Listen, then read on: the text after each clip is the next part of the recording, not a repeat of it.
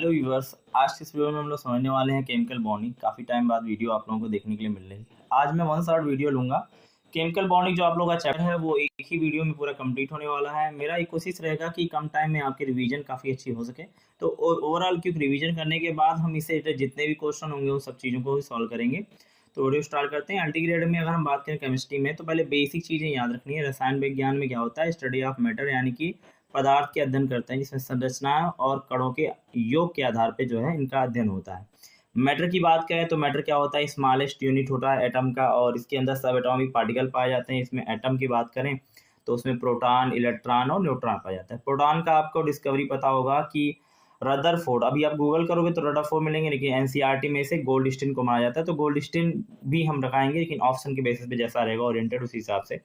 J Thomson electron की discovery और जो न्यूट्रॉन की डिस्कवरी चैडविक। हालांकि ऐसा क्वेश्चन आप लोगों को देखने के लिए नहीं मिलेगा, बेसिक सेंस लगा रहा हूँ कि इस तरह से आप लोगों को पढ़ना है, ठीक है। अगर एटम की बात करें तो एटम हम जो होता है कभी अकेले स्थिर नहीं रहता है। वो जब भी रहता है तो कुछ ना कुछ बॉन्ड बनाता है। बॉन्ड बनाता है तो इसमें हमें क्या होता है? केमिकल बॉन्डिंग, यानी कि रासायनिक बॉन्ड। जैसा मैंने आपको ऊपर ही लिखा हुआ देखने के लिए मिलेगा कि आज मैं चैप्टर स्टार्ट करने वाला हूँ केमिकल बॉन्डिंग। तो केमिकल बॉन्डिंग हम लोग यहाँ से आ गए हैं। तो केमिकल बॉन्डिंग क्या कहते हैं? It is the relation between two atom, molecule, particles and free radical जो कंपाउंड है, इन सब के बीच में हमें एक बंध देखने के लिए मिलता है। देखिए, जब एक मॉलिक्यूल दूसरे मॉलिक्यूल के पास पास आते हैं तो इधर से वो फोर्स, इधर से वो फोर्स लगाता है। फोर्स आने पर दोनों के बीच में ओवरलैपिंग होकर के बॉन्ड बन जाती है, ठीक है। तो यही है, मैंने दोनों लैंग्वेज में लिखा है, आप लोगों को समझ में आ रहा होगा। फिर उसके बाद हम बात करें तो लुईस और कैलिसिस कॉन्सेप्ट है इन दोनों का। तो लुईस ने अपने कॉन्सेप्ट में बोहर के मॉडल को देखते हुए, जो हम देखते हैं इलेक्ट्रॉनिक कन्फिग्रेशन के हिसाब से, अगर हम देखें तो बीच में न्यूक्लियस होता है, नाभिक जिसे केंद्र कहते हैं, और बाकी हमारे सेल मिले हैं कि या लेमन के नाम से, ये बाहरी कक्षक होते हैं। बंध बनाने में यही सहायक होते हैं, ठीक है। जो आपको आउटर मोस्ट सेल के देखेंगे यही।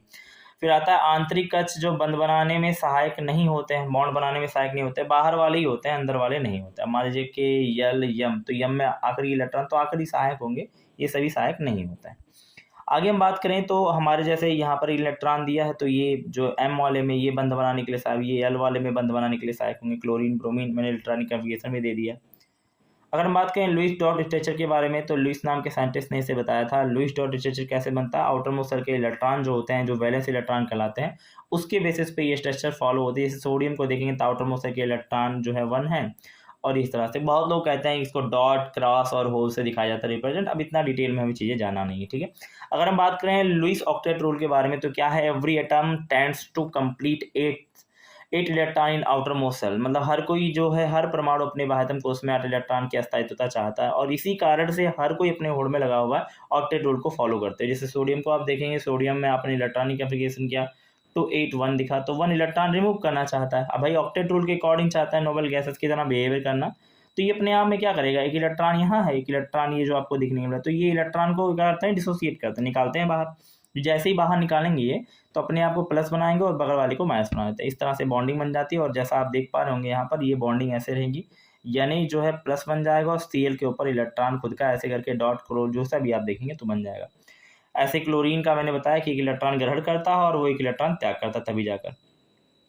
अगर हम बात करें कोसेल के बारे में, तो कोसेन ने, वाल्थर कोसेन ने बताया था कि हर परमाणु नोबेल गैसेस की इलेक्ट्रॉन संयोजकता को प्राप्त करना चाहता है। मतलब every elements want to become noble gases, हर कोई नोबेल गैसेस। अब बेसिक मैं रख रहा हूँ आप लोगों को, ये इतना ब्लॉक एस ब्लॉक होता है, ये डी ब्लॉक, ये पी ब्लॉक और ये ब्लॉक। जो पी ब्लॉक में 18 नंबर ग्रुप होता है, जिसे नोबेल गैसेस, इनर्ट गैसेस और तमाम नाम से जाना जाता है, और जीरो ग्रुप के नाम से भी जाना जाता है। तो ये हर कोई एलिमेंट चाहता है उस तरह बनना। जैसे नियन को देखिए, नियन में आपको देखने को मिला 8 इलेक्ट्रॉन है, आर्गन है आपका ये। बाकी इसमें एक्सेप्शन होता है हीलियम को लेकर। हीलियम जो है वो डुप्लेट रूल फॉलो करता है। तो ये सब चीज़ें आप लोगों को पता होंगी बेसिकली, मैं मान के चलूँ। सोडियम की बात करें, सोडियम के आउटर मोस्ट सेल में एक इलेक्ट्रॉन होता है, तो लॉस करता है, और जब वो लॉस करता है तो अपने आप को पॉजिटिव चार्ज बनाएगा, और पॉजिटिव बंद करके वो अपने आप को खुश मानता है। क्यों मानता है? क्योंकि उसके पास 2 और 8 इलेक्ट्रॉन, यानी ऑक्टेट रूल के अकॉर्डिंग में उसके पास 8 इलेक्ट्रॉन हो गए। तो यही बनना चाहते हैं। आप देख सकते हैं, हे नीरज आओ करे एक्सरे के अकॉर्डिंग आपका ट्रिक बनेगा, उस हिसाब से देखेंगे तो हीलियम, नियॉन, आर्गन, क्रिप्टॉन, जिनान और रेडॉन देखने के लिए मिलेंगे। बिल्कुल किसी से रासायनिक बंध नहीं बनाते, ये बात याद रखेंगे। इसलिए इन्हें नोबेल गैसेस, यानी आखिरी जो है भरा हुआ पूर्ण का इलेक्ट्रॉन होता है। क्लोरीन, सोडियम देखेंगे, जो ये सभी के अंदर नोबल गैसेस में टेंडेंसी रखने के लिए अपने इलेक्ट्रॉन को ग्रहण करते हैं और ये लॉस करते हैं। इस बेसिस पे ऐसा करैक्टर देखने को मिलता है मेटेलिक और नॉन मेटेलिक करैक्टर। आप देखें मेटल क्या होते हैं, हमेशा धनायन बनाते हैं और इलेक्ट्रॉन को लॉस करते हैं, यानी अपने आप में कैटायनिक फॉर्म करेंगे, कैटायन आयन फॉर्म करते हैं। उसके बाद आप देखेंगे तो नॉन मेटल जो होता है ये इलेक्ट्रॉन का गेन करते हैं, और इलेक्ट्रॉन का गेन करके अपने आप में क्या बनाएंगे, माइनस बना लेंगे। तो ये रेडायन बनाते हैं और धातु अधातु जो है इलेक्ट्रॉन को लेकर के रेडायन बनाता है। और जैसा ऊपर मैंने बताया है कि नॉन मेटल्स जो होता है gain electron to form anion, ठीक है, वो कैटायन बनाते हैं, एनायन बनाते हैं। हम बात करें आयंस के बारे में तो ion are less stable than the atom, मतलब आयन जो है परमाणु से बहुत कम जो है संतुलित होते हैं, और इस हिसाब से देखेंगे तो आयनिक बंध बन जाता है, Na+ और Cl- के बीच में आयनिक बंध बनता है। अब आता है सहसंयोजन में, आप सिलेबस देखेंगे तो सब चीज़ें बहुत इंपॉर्टेंट रूप से दी हुई हैं। सहसंयोजन बंध क्या होता है, bond is formed by sharing of electrons, बंध की जो शेयरिंग ऑफ इलेक्ट्रॉन से जो है बंध बनते हैं। और ये आयनिक बंध जो है, उस आयनिक बंध क्या है भाई, धातु और अधातु के बीच में बनता है। ये लेगमार नाम के साइंटिस्ट थे जिन्होंने धातु अधातु और अधातु के बीच में बॉन्ड को बताया था। अब जो आप देख रहे हैं जो आयनिक बॉन्ड होता है ये धातु और अधातु के बीच में बनता है, लेकिन लेगमार ने पहली बार अधातु अधातु के बीच में जो है बॉन्ड बनाया था, और इस हिसाब से बॉन्ड बने थे, उसके अंदर इलेक्ट्रॉन की शेयरिंग हुई थी और ये कोवैलेंस बॉन्ड की तरह काम किए थे, कोवैलेंट बॉन्ड की तरह। जैसा आप देखेंगे तो हाइड्रोजन और हाइड्रोजन को देखिएगा ध्यान से, हाइड्रोजन के आउटर मोस्ट शेल में 1 इलेक्ट्रॉन, तो संयोजी इलेक्ट्रॉन जो है 2 वैलेंस इलेक्ट्रॉन है, इसलिए एकल बंध बनाएगा। यहाँ देखेंगे तो इसके पास 4 वैलेंस इलेक्ट्रॉन, वैलेंस इलेक्ट्रॉन क्या होते हैं, आउटर मोस्ट शेल के इलेक्ट्रॉन होते हैं। ऑक्सीजन जैसे आप देखेंगे तो ऑक्सीजन का नंबर 8 होता है, 2 और 6 होता है, तो आउटर मोस्ट शेल में 6 इलेक्ट्रॉन, तो सभी में आप देखेंगे 6 इलेक्ट्रॉन मैंने रखा हुआ है, तो उस तरह से देखने के लिए मिलेगा। 4 इलेक्ट्रॉन रहेंगे और 4 इलेक्ट्रॉन वैलेंस इलेक्ट्रॉन रहेंगे, जिससे डबल बॉन्ड बनने के चांस है। डबल बॉन्ड में देखेंगे तो इस तरह से 1 इलेक्ट्रॉन 2 3 1 4 इलेक्ट्रॉन देखने के लिए मिलेगा। ट्रिपल बॉन्ड में इस तरह देखेंगे तो इसमें टोटल आपके 6 इलेक्ट्रॉन देखने के लिए मिले, 6 वैलेंस इलेक्ट्रॉन और ट्रिपल बॉन्ड बनाता है। स्ट्रक्चर भी देखकर समझ में आ रहा होगा। तो मैंने कहा संयोजी इलेक्ट्रॉन यानी वैलेंस इलेक्ट्रॉन 12 होंगे। अब ये इस वाले कंसेप्ट के बेसिस पे देखा जाए इसमें तो बहुत ध्यान से समझिएगा, एक एक पॉइंट को समझेंगे तो समझ में आएगा। संयोजी इलेक्ट्रॉन यानी वैलेंस इलेक्ट्रॉन, इसके अंदर 12 इलेक्ट्रॉन है। लोन पेयर ऑफ इलेक्ट्रॉन एकांकी इलेक्ट्रॉन युग्म जिसे कहते हैं वो अपने आप में क्या है 18 है। तो बॉन्ड पेयर ऑफ इलेक्ट्रॉन यानी सहभाजित इलेक्ट्रॉन युग्म की बात करें तो ये जो आपका कंपाउंड ये निकला है 12, उसमें से 8 निकाल देंगे तो बचा हुआ जो रहेगा वो बॉन्ड पेयर ऑफ इलेक्ट्रॉन रहेगा। अब बैलेंस इलेक्ट्रॉन की बात करें तो लोन पेयर ऑफ इलेक्ट्रॉन और बॉन्ड पेयर ऑफ इलेक्ट्रॉन को वैलेंस इलेक्ट्रॉन कहते हैं। ये कुछ डाटा है जो यहाँ से आपको समझ में आई होप आ रही होंगी, ठीक है। अब मैं एक एग्जांपल के थ्रू आपको समझाने का प्रयास करता हूँ वैलेंस इलेक्ट्रॉन बॉन्ड इलेक्ट्रॉन क्या हुआ। जैसे मीथेन का ये स्ट्रक्चर है, मीथेन के स्ट्रक्चर में जानते हो हर कोई ऑक्टेट रूल को फॉलो करना चाहता है, ये भी ये चाह रहा है उसी तरह से। कार्बन को देखेंगे तो कार्बन हाइड्रोजन है तो duplicate rule, hydrogen duplicate rule को फॉलो करेगा।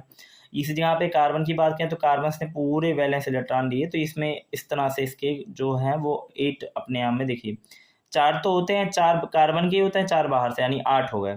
तो अगर वैलेंस इलेक्ट्रॉन देखेंगे तो टोटल 4 मिला के 8 इलेक्ट्रॉन होंगे, ठीक है। तो बैलेंस इलेक्ट्रॉन जैसा मैंने बताया 8 हो गए, ठीक है। तो लोन पेयर ऑफ इलेक्ट्रॉन कितने होंगे 0, क्योंकि लोन पेयर इलेक्ट्रॉन इसके अंदर लोन पेयर वैसे दिखता ही नहीं है। तो 8 इलेक्ट्रॉन 8 करेंगे तो आपको दोनों को इक्वल दिखेंगे। तो ये कि आपको यहाँ बताया balance electron equal to lone pair plus bond pair. तो लोन पेयर भी हमारा कितना है 0 है और बॉन्ड पेयर हमारे पास 8 है, तो दोनों निकल के आ जाएंगे इस तरह से। ऐसे ही बात करें, अब हम बात करने वाले हैं उस सहसंयोजी बंध कोऑर्डिनेशन बॉन्ड, ठीक है। कोऑर्डिनेशन बॉन्ड होता क्या है भाई, सिंपल समझिएगा। ये bond formed by the sharing of electron but both electron are shared by the same species. Same species से अगर इलेक्ट्रॉन शेयर होगा तो वो अपने आप में कोवैलेंट कोऑर्डिनेशन बॉन्ड बनाता है। जैसे आप H2O में देखेंगे तो H2O का कुछ ऐसा स्ट्रक्चर होता है, इसके पास 2 लोन पेयर होते, मतलब 2 लोन पेयर ऑफ इलेक्ट्रॉन होते हैं। अगर इसमें एक H+ आ जाए तो कहेगा इसके पास खुद का इलेक्ट्रॉन नहीं, तो ये खुद इलेक्ट्रॉन को शेयर करके बॉन्ड बनाते हैं। तो जब बॉन्ड बनाने के लिए अपना खुद का इलेक्ट्रॉन शेयर किए हैं तो बनाते हैं H3O+। इस कैरेक्टर में हाइड्रोनियम आयन इसे कहा जाता है, और हाइड्रोनियम आयन में शेयर ऑफ इलेक्ट्रॉन हुआ और ये कोऑर्डिनेशन बॉन्ड इनके अंदर देखने को मिलेंगे। हिंदी में भी आप देख सकते हैं जब 2 संयोजी इलेक्ट्रॉन एक ही आपस में साझा करते हैं तो सहसंयोजी बंध बनाते हैं, और ये देख सकते हैं आपने हाइड्रोनियम आयन बना हुआ, ठीक है। बाकी ऊपर से आप चीज़ें देखेंगे तो यहाँ समझ में आएगा कि भाई कह दिया जाए कि नाइट्रेट आयन जो है उसमें कितने जो है वैलेंस इलेक्ट्रॉन है, क्या चीज़ें हैं। तो आप देखिए भाई पहले वैलेंस इलेक्ट्रॉन कितने हैं, तो भाई इसकी एक बात समझिए। नाइट्रोजन के आउटर मोस्ट शेल में कितने इलेक्ट्रॉन होते हैं भाई 5 होंगे, ठीक है, 7 होता है, 5 होंगे आउटर मोस्ट वैलेंस इलेक्ट्रॉन, 5 हो गया, प्लस ऑक्सीजन के आउटर मोस्ट सेल में 6 इलेक्ट्रॉन होते हैं, 6 × 3 ऑक्सीजन है और एक तो माइनस का चार्ज है तो एक वो भी ऐड होगा, तो टोटल बैलेंस इलेक्ट्रॉन निकल के आएंगे जब आप निकालेंगे तो 24 आ जाएगा। ठीक है, 24 आ जाएगा। इसी हिसाब से आप बैलेंस इलेक्ट्रॉन निकालना सीख गए होंगे, मुझे लगता है धीरे धीरे आदत आपकी बन जा रही होगी और वो आप करेंगे तो आराम से आपको समझ में आ जाएगा। ठीक है, ऐसे ही हम बात करें, जैसे हमें इसका स्ट्रक्चर बनाना है तो स्ट्रक्चर कैसे बनेगा भाई, इसी हिसाब से स्ट्रक्चर बनेगा जब हम ये चीज़ें जान लेंगे। तो पहले वैलेंस इलेक्ट्रॉन निकल गया, बैलेंस इलेक्ट्रॉन निकलने से valence electron is equal to होता है lone pair of electron plus bond pair of electron. Bond pair of electron कितने हुए, 6 इलेक्ट्रॉन जो है वो बॉन्ड पेयर ऑफ इलेक्ट्रॉन हुए। अब ये कैसे पता चलेगा, देखिए भाई ये 3 है ना, तो 3 से बॉन्डिंग शेयर हुआ होगा ना, तो इस तरह से आप देखेंगे तो ये बॉन्डिंग बन रही है।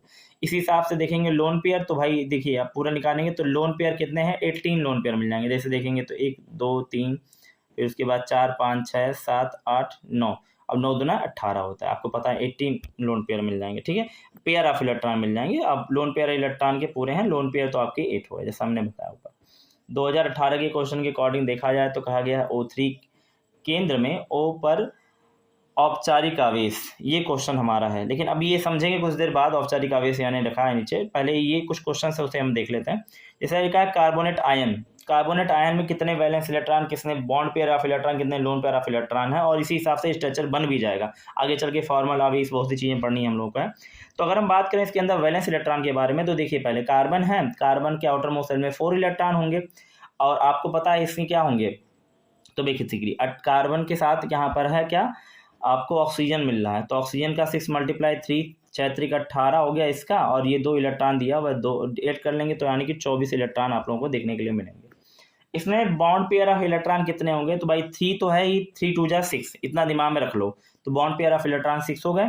अब इसमें से निकालोगे तो आपको 18 लोन पेयर मिलेगा। अब चाहे तो चेक कर लो 18 लोन पेयर है कि नहीं, तो हमने स्ट्रक्चर बनाया हुआ है यहाँ पर, देखिए आयन है तो आयन -2 लगा देंगे यहाँ पर।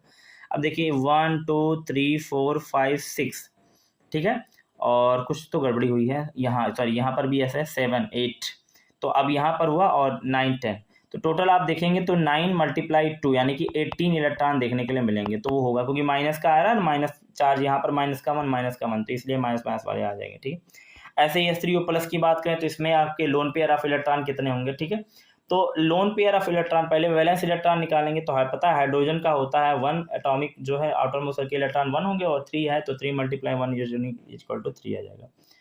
6 आई प्लस के आने से माइनस करना है, माइनस के आने से प्लस करना है, ये बात याद रखेंगे। ठीक है, तो यहाँ देखेंगे तो यहाँ प्लस माइनस कर दिया हमने, यहाँ तो निकल गया 8। अब 8 में से बॉन्ड पेयर ऑफ इलेक्ट्रॉन यहाँ पर देखिए 3 है, 3 × 2 यानी बताया ही 6 है। अब 6 में से 8 में से 6 निकालेंगे तो आपके पास 2, तो देखिए आपके पास एक लोन पेयर दिख रहा है कि नहीं दिख रहा है आराम से। ठीक है, ऐसे कार्बोनेट आयन का तो ये चीज़ें। ठीक है, अब मैं थोड़ा आपको समझाने का प्रयास करता हूँ यहाँ से कि किस तरह से चीज़ें देखने के लिए मिलेंगी। ठीक है, तो अगर हम बात करें यहाँ पर, ठीक, अगर हम बात करें यहाँ पर कि जो है बात करें फॉर्मल चार्ज के बारे में, यानी कि जो है औपचारिक आवेश, तो फॉर्मल चार्ज होता है is equal to valence electron minus lone pair of electron minus का 1/2 बॉन्ड पेयर ऑफ इलेक्ट्रॉन। देखा ये सब पढ़ाया था, तो आपको फॉर्मल चार्ज निकालने में भी दिक्कत नहीं आएगी। एनसीईआरटी की पूरे टर्मिनोलॉजी को मैंने यूज करते हुए बहुत ही ऑथेंटिक नोट्स बनाए, जैसे आपके ओरिएंटेड के लिए आपके लिए आसान है। अगर हम बात करें H3O+ के बारे में, तो हाइड्रोनियम आयन होता है, हाइड्रोनियम आयन हुआ। ठीक है, इसमें फॉर्मल चार्ज कैसे निकलेगा, तो फॉर्मल चार्ज निकालने के लिए पहले हर एलिमेंट, जितने भी एलिमेंट हैं सब पे अपना चार्ज लिख लो। इसमें फर्स्ट लिख लो, सेकंड लिख लो, थर्ड लिख लो, फोर्थ लिख लो। अब मतलब हाइड्रोजन के भी हमने बंटवारे कर दिए कि इतनी जितने पोजीशन पे, क्योंकि ऐसा क्वेश्चन अभी ऊपर मैंने दिया था ऑक्सीजन के बारे में, ठीक है, ओजोन के बारे में, कि उसमें कैसा होगा, तो इसलिए इंपॉर्टेंट है ये सब जानना, औपचारिक आवेश यानी फॉर्मल चार्ज क्या होता है। तो फॉर्मल चार्ज का फॉर्मूला होता है वैलेंस इलेक्ट्रॉन। अब मैं किसी के लिए भी बोल सकता हूँ, ठीक है, अब फर्स्ट के लिए बोलूँगा तो फर्स्ट के लिए वैलेंस इलेक्ट्रॉन कितने होंगे, एक ही होगा, तो एक लिखा माइनस का, लोन पेयर कुछ भी ना है, 0 हो गया, 1/2 मल्टीप्लाई, भाई बॉन्ड पेयर कितने हैं, बॉन्ड पेयर इसके हिसाब से देखोगे तो बॉन्ड पेयर 2 है, क्योंकि देखो बॉन्ड का पेयर 2 है, आपके 2 इलेक्ट्रॉन से बनके बना, तो ये मुझे लगता है 1, और 1 मल्टीप्लाई मतलब 1 से 1 निकालोगे तो ये आपका 0 आ जाएगा। इसी तरह से जो फॉर्मल चार्ज आपका सेकंड स्ट्रक्चर जो आप लोग देख रहे हो, ये सेकंड वाले टॉपिक, इसमें भी फॉर्मल चार्ज आपका 0 आएगा, और ऐसे ही फॉर्मल चार्ज 4 वाले पे देखोगे तो 4 वाले पे लिखेंगे क्या, आउटर मोस्ट शेल के वैलेंस इलेक्ट्रॉन कितने हैं, 6 होंगे, ऑक्सीजन के पास 6 होता है माइनस का, 2 तो इसके पास लोन पेयर है, वो आपको देखने के लिए मिलेगा, ठीक है। 1 और 2 लोन पेयर मिलेगा। लोन पेयर कैसे निकलता है अभी अभी बताया है कि बॉन्ड पेयर वैलेंस इलेक्ट्रॉन जो है उसमें loan pair of electron valence electron को घटा देते हैं लोन पेयर ऑफ इलेक्ट्रॉन से, तो वो वहाँ से निकल जाता है, बताया अभी ऊपर हमने आपको, ठीक है। तो 1/2 लिखेंगे, 6 है तो यानी कि मुझे लगता है +1 आएगा, और इस पे चार्ज आप हाइड्रोनियम आयन पे इस वाले ऑक्सीजन पे +1 देख रहे हैं, ठीक है। इस तरह से आप लोग देखने को मिलेगा। ओवरऑल अगर चार्ज पूछे तो क्या होगा, तो भाई सबका सम होता है ओवरऑल चार्ज, तो ओवरऑल जो कुल आवेश जो है वो +1 मिलेगा, ठीक है। अभी क्वेश्चन यहाँ पर है CO3 - 2 पर, इसमें हम बात करें फॉर्मल चार्ज क्या होगा, तो टोटल के लिए देखोगे तो टोटल के लिए फॉर्मल चार्ज क्या होगा इतना ध्यान रखना है। फिगर के लिए देखोगे तो 1 2 3 और 4 लिख दो, पहले सब पे अपना चार्ज, सब पे अपना नंबर दे दिया। पहले वाले के लिए फॉर्मल चार्ज की बात करें तो valence electron minus lone pair minus का 1/2 बॉन्ड पेयर ऑफ इलेक्ट्रॉन। तो इसमें आप देखेंगे तो ऑक्सीजन के आउटर मोस्ट शेल में 6 इलेक्ट्रॉन, इसके पास लोन पेयर कितने हैं, तो भाई 6 पे आपके लोन पेयर भी 6 होंगे, ठीक है। तो 6 आपको लिख देना है, तो 6 लोन पेयर भी हुए, माइनस को 1/2 बॉन्ड पेयर कितना होंगे, ऑक्सीजन का बॉन्ड पेयर 2 होता है, 2 बनाता है, तो यहाँ पर लिखेंगे तो इसको कट करेंगे तो ये आएगा -1, तो ये 0 हो जाएगा, तो -1 पहले वाले पे आ गया -1, ठीक है। अब ये चार्ज आप लोगों को देखिए कहाँ लगाना है कहाँ नहीं लगाना, यही फॉर्मल चार्ज बताता है चीज़ें कि कहाँ लगना है कहाँ नहीं लगना है। सेकंड वाले फिगर में देखेंगे तो आप देखेंगे तो यहाँ पर वैलेंस इलेक्ट्रॉन लिखेंगे माइनस का loan pair of electron equal minus का 1/2 bond pair of electron. Valence electron की बात करें तो लिखा हमने 6 6 - 6 माइनस का 1/2 और 2 से 2 कैंसिल -1, यानी इस पे भी -1 आना है, ठीक है। इस पे भी -1 इस पे माइनस, अब कहाँ कहाँ -1 आता है अभी ये तो आप लोग सोच में पड़े, तो यहाँ पर क्या देख रहे हैं, इस वाले पे भी माइनस आया, इस वाले पे भी माइनस आया। अब बचा ये वाला कंपाउंड और ये वाला कंपाउंड, ये और ये देखते हैं क्या होता है, ठीक है। तो अगर हम बात करें इसमें थर्ड वाली बात करें तो थर्ड वाले कंपाउंड के लिए जो फॉर्मल चार्ज होगा वो ऑक्सीजन ये 6 होगा, इसमें बैलेंस इलेक्ट्रॉन कितने हैं, लोन पेयर ऑफ इलेक्ट्रॉन कितने हैं, डबल बॉन्ड O है तो देखो कितने लोन पेयर ऑफ इलेक्ट्रॉन होंगे, 4 ही तो हुए, तो यहाँ लिख दिया मैंने 4, 1/2 4 से मल्टीप्लाई डिवाइड कर दिया, तो यानी ये आ गया कितना, ये भी और ये भी कट के यानी आ जाएगा 0, तो इस पे चार्ज कुछ भी नहीं है, तो देख रहा है चार्ज नहीं होगा। फॉर्मल चार्ज अगर हम लास्ट वाले कार्बन की बात करें तो उस पर भी 4 उसके भाई आउटर मोशन में 4 इलेक्ट्रॉन होता है, माइनस का लोन पेयर कुछ भी नहीं है, 0 माइनस का 1/2 8 आपका देखने के लिए मिलेगा, क्योंकि चारों तरफ से बॉन्डिंग उसकी 8 की हुई है। देखिए कार्बन की बॉन्डिंग कैसे हुई, 1 2 3 4 5 6 7 8, तो 8 लगाएंगे मल्टीप्लाई 4 यानी 4 से 4 निकलेगा आएगा 0, तो ये भी इसका फॉर्मल चार्ज भी क्या हो जाएगा 0 देखने के लिए मिलता है। कुल आवेश बात करें तो -1 यानी हो जाएगा -2। ओवरऑल मुझे लगता है समझ में आ रहा होगा। नोट हम कुछ लिखे हैं, नोट देखेंगे आपको क्या है, तो लिखा है if any atoms have formal charge 0 then it have covalent bond not a coordination bond. तो याद एक बात रखिएगा, कोऑर्डिनेशन बॉन्ड उसके अंदर नहीं है, तो उसके अंदर कोवेलेंट बॉन्ड है, मतलब सहसंयोजी बंध है, उप सहसंयोजी बंध नहीं है, ठीक है। तो ये अब अगर कल को मैं कह दूं CO3 पे -2 पे सहसंयोजी बंध है कि नहीं, तो इसके अंदर उप सहसंयोजी बंध आप लोगों को देखने को मिलेगा, ठीक है। तो अभी याद रखेंगे जब आपका चार्ज कुछ भी नहीं रहेगा तो ऐसे तरीके से, तो ओवरऑल समझ में आ रहा है। अभी जो ऊपर हमने क्वेश्चन दिया था उसकी बात हम करते हैं। लिखा है ओजोन के केंद्र O पर एक औपचारिक आवेश क्या होगा। बहुत ही अच्छा क्वेश्चन था ये क्वेश्चन, आपका इससे पहले 2018 में LT ग्रेड का जो पेपर हुआ था उसमें ये पूछा गया था, ये बात आप लोगों को पता है, ठीक है। अब अगर हम बात करें ये क्वेश्चन कैसे था, तो दोनों लैंग्वेज में लिखा है what is the formal charge of the central O of O3। तो इसमें क्या होगा, मैंने तो पहले से लिख कर लगाया आपके टाइम बचत के लिए। अगर आप O3 का स्ट्रक्चर देखेंगे, सॉरी ओजोन का स्ट्रक्चर देखेंगे, ओजोन को बोलते हैं O3, तो कुछ स्ट्रक्चर ऐसा देखने के लिए मिलेगा। फॉर्मल चार्ज बोला है सेंटर ऑफ एटम, सेंटर मतलब ये सेंटर वाला कंपाउंड है, क्योंकि देखिए ऑक्सीजन है, एक ऐसे बनेगा, एक डबल बॉन्ड ये बनेगा, तो सेंटर पे यही तो है ना, तो इसी सेंटर वाले कंपाउंड का पूछ रहा है कि सेंटर वाले कंपाउंड का क्या होगा।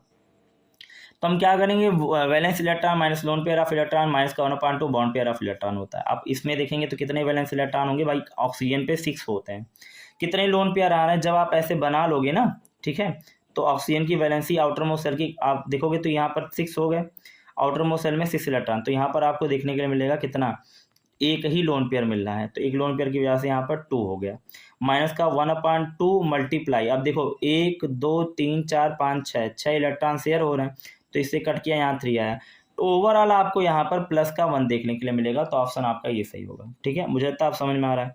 अब ऐसे ही हम एक कंपाउंड दे दिए हैं जिसका नाम है SO4, तो SO4 में मैंने पूछा है सेंट्रल एटम यस का क्या होगा फॉर्मल चार्ज, तो आप सिंपल लॉजिक में समझिए पहले, एस के आउटर मोस्ट शेल में 6 इलेक्ट्रॉन, माइनस का इसके पास लोन पेयर कुछ भी नहीं है 0, माइनस का 1/2, इसने कितने बॉन्ड बनाई, एक पकड़ के एक यहाँ 2 बॉन्ड ये, और डबल बॉन्ड है तो 4 ये, और एक बॉन्ड इधर, तो 5 6 और ये डबल बॉन्ड यहाँ पर देखिए 1 2 3 4 5 6 7 8 9 10 11 12, तो टोटल आपको 12 मिलेगा। 12 से कट करेंगे तो यहाँ आ गया 6, 6 से 6 जाएगा 0, यानी इसके ऊपर कोई चार्ज नहीं है। ठीक है, तो फॉर्मल चार्ज इसका क्या हो जाएगा, 0 हो जाएगा। मुझे लगता है समझ में आ रहा है। अब हम लिमिटेशन की बात करेंगे। लिमिटेशन ऑफ ऑक्टेट रूल क्या है, तो भाई लिमिटेशन ऑक्टेट रूल का ये है कि भाई ड्यूप्लेट रूल हाइड्रोजन के पास केवल 2 ही इलेक्ट्रॉन से संतुष्टि होती है, तो भाई ये ड्यूप्लेट रूल है। उसके बाद डिफिशिएंट ऑक्टेट रूल यानी न्यून इलेक्ट्रॉन जो रहेगा ऑक्टेट में, जब परमाणु 8 से कम इलेक्ट्रॉन संतुष्ट हो तब उस पर काम करता है। 2-3 इलेक्ट्रॉन में रख रहा हूँ आपको, देखिएगा। एग्जाम्पल है BeCl2 और एक BeCl3। BeCl2 की बात करें तो देखिए Be की बात करें तो यह क्लोरीन है, इधर भी क्लोरीन है, इसके बीच में बॉन्ड बनेगा, इसके बीच में बॉन्ड बनेगा। इसमें देखेंगे तो टोटल कितने हो रहे हैं, 1 2 3 4, 4 इलेक्ट्रॉन शेयर हो रहे हैं, बस मात्र 4 इलेक्ट्रॉन। ऑक्टेट रूल में क्या था, कितना, 8 होना चाहिए, तो ये भी आपका गलत है। यहाँ देखेंगे तो BeCl3 में आपके 6 इलेक्ट्रॉन होना चाहिए, कितना होना चाहिए, 8। ऑक्टेट रूल को फॉलो नहीं करता। तो ये 2 एग्जाम्पल आपको मैंने रखा है जो डुप्लेट रूल के हिसाब यानी ऑक्टेट रूल को फॉलो नहीं करते, उनकी सीमाएं हैं। अब हम बात करें विस्तृत ऑक्टेट जो है, यानी कि एक्सपेंडेड जो है ऑक्टेट क्या होता है, यानी S और P के बेसिस पे। तो यहाँ पर आप देखेंगे तो आपको लिखे हैं more than electron are required to है सफिशिएंट देयर द, मतलब अभी तक मैंने क्या बताया कि ऑक्टेट रूल जो है कि कम फॉलो करता है तो वो चीज़ें हैं। अब ज़्यादा फॉलो मतलब ज़्यादा इलेक्ट्रॉन उसके अंदर हो जाए। जैसे एग्जांपल है PF5 फास्फोरस पेंटाफ्लोराइड की बात करें तो फास्फोरस पेंटाफ्लोराइड में आप देखेंगे तो कितने इलेक्ट्रॉन, 1 2 3 4 5 6 7 8 9 10, देखिए 10 इलेक्ट्रॉन प्रेजेंट हो रहे हैं। अब 10 इलेक्ट्रॉन मतलब बैलेंस इलेक्ट्रॉन इसके पास 10 हैं और 10 इलेक्ट्रॉन ऑक्टेट रूल 8 ही का है, 10 बन रहा है, तो यानी कि ये भी आपका है। तो इसे बोलते हैं एक्सपेंडेड ऑक्टेट जो है, ये चीज़ें हैं। ऐसे अब 6 की बात करें तो उसमें भी आपके पास 12 इलेक्ट्रॉन हो जाएंगे। जब आप बनाएंगे स्ट्रक्चर तो आपको टोटल देखने के लिए मिलेगा। SO4-2 को देखेंगे तो SO4-2 में भी अगर हम बात करें कि इसके अंदर कितने वैलेंस इलेक्ट्रॉन है या लोन पेयर ऑफ इलेक्ट्रॉन, तो वो दिख जाएगा आपको। देखिए भाई वैलेंस इलेक्ट्रॉन आपके पास क्या हो, सल्फर है, सल्फर के आउटर मोस्ट सेल में कितने इलेक्ट्रॉन प्रेजेंट होते हैं, 2 होंगे, और ये 24 लिखा जाएगा इस ऑक्सीजन के हिसाब से, और 2 इसका चार्ज जो है टोटल निकालेंगे 32 होगा। बैलेंस इलेक्ट्रॉन 8 आया, निकाल के आपने देखे तो आप देखेंगे टोटल ओवरऑल बन जाएगा। अब हम बात करें विषम इलेक्ट्रॉन स्थायित्व यानी ऑड इलेक्ट्रॉन स्टेबिलिटी।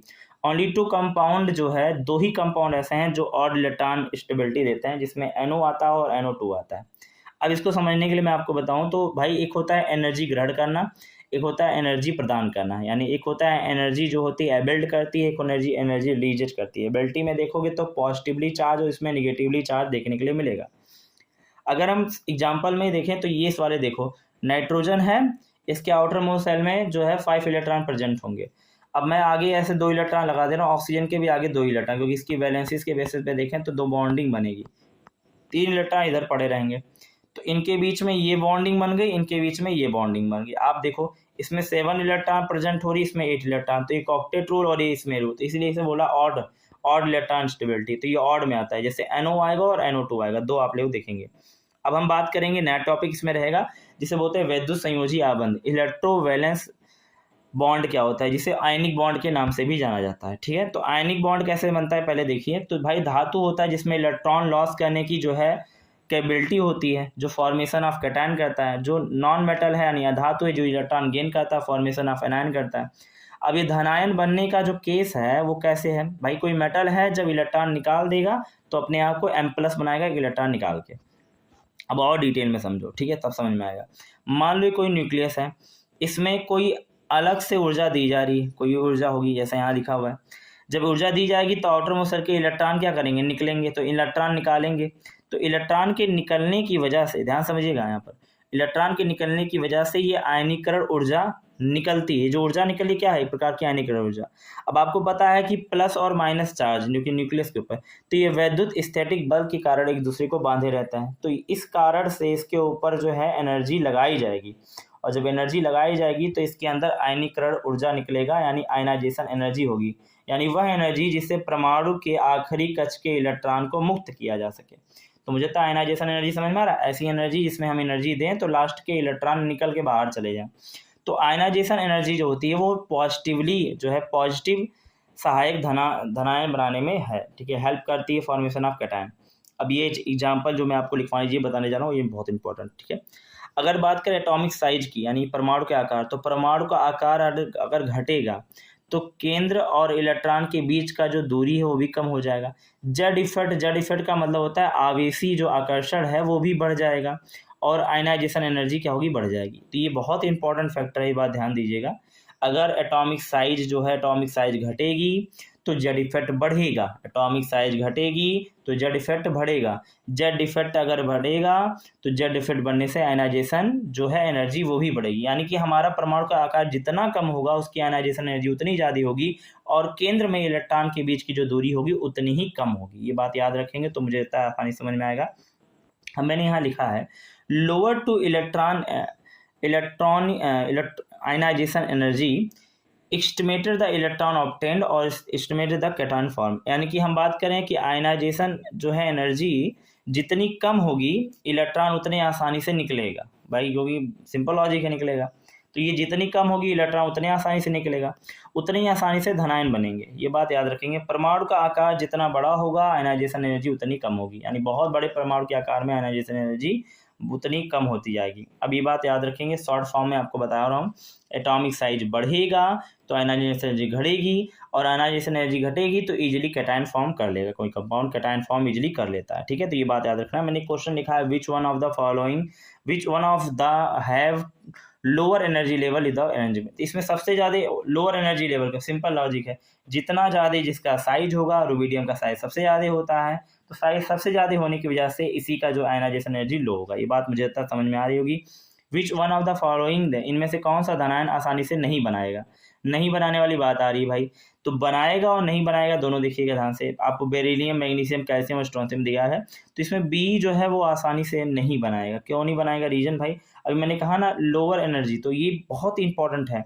अगर आप देखेंगे तो उस समय आप बेरिलियम जब देखेंगे एक ही ग्रुप के सभी हैं और सबसे लोअर एनर्जी इसकी होगी। परमाणु का आकार जो है, साइज है जो है वो क्या है, कम होता है। जो परमाणु की साइज कम होगी तो जो आपका कह रहा है कि धनायन बनाने की प्रवृत्ति, तो मैंने कहा ना परमाणु की साइज बढ़ाओगे, परमाणु की साइज अगर बढ़ा दोगे, ठीक है, तो आयनाइजेशन एनर्जी घट जाएगी और आयनाइजेशन एनर्जी घट जाएगी तो आसानी से धनायन बन जाएंगे।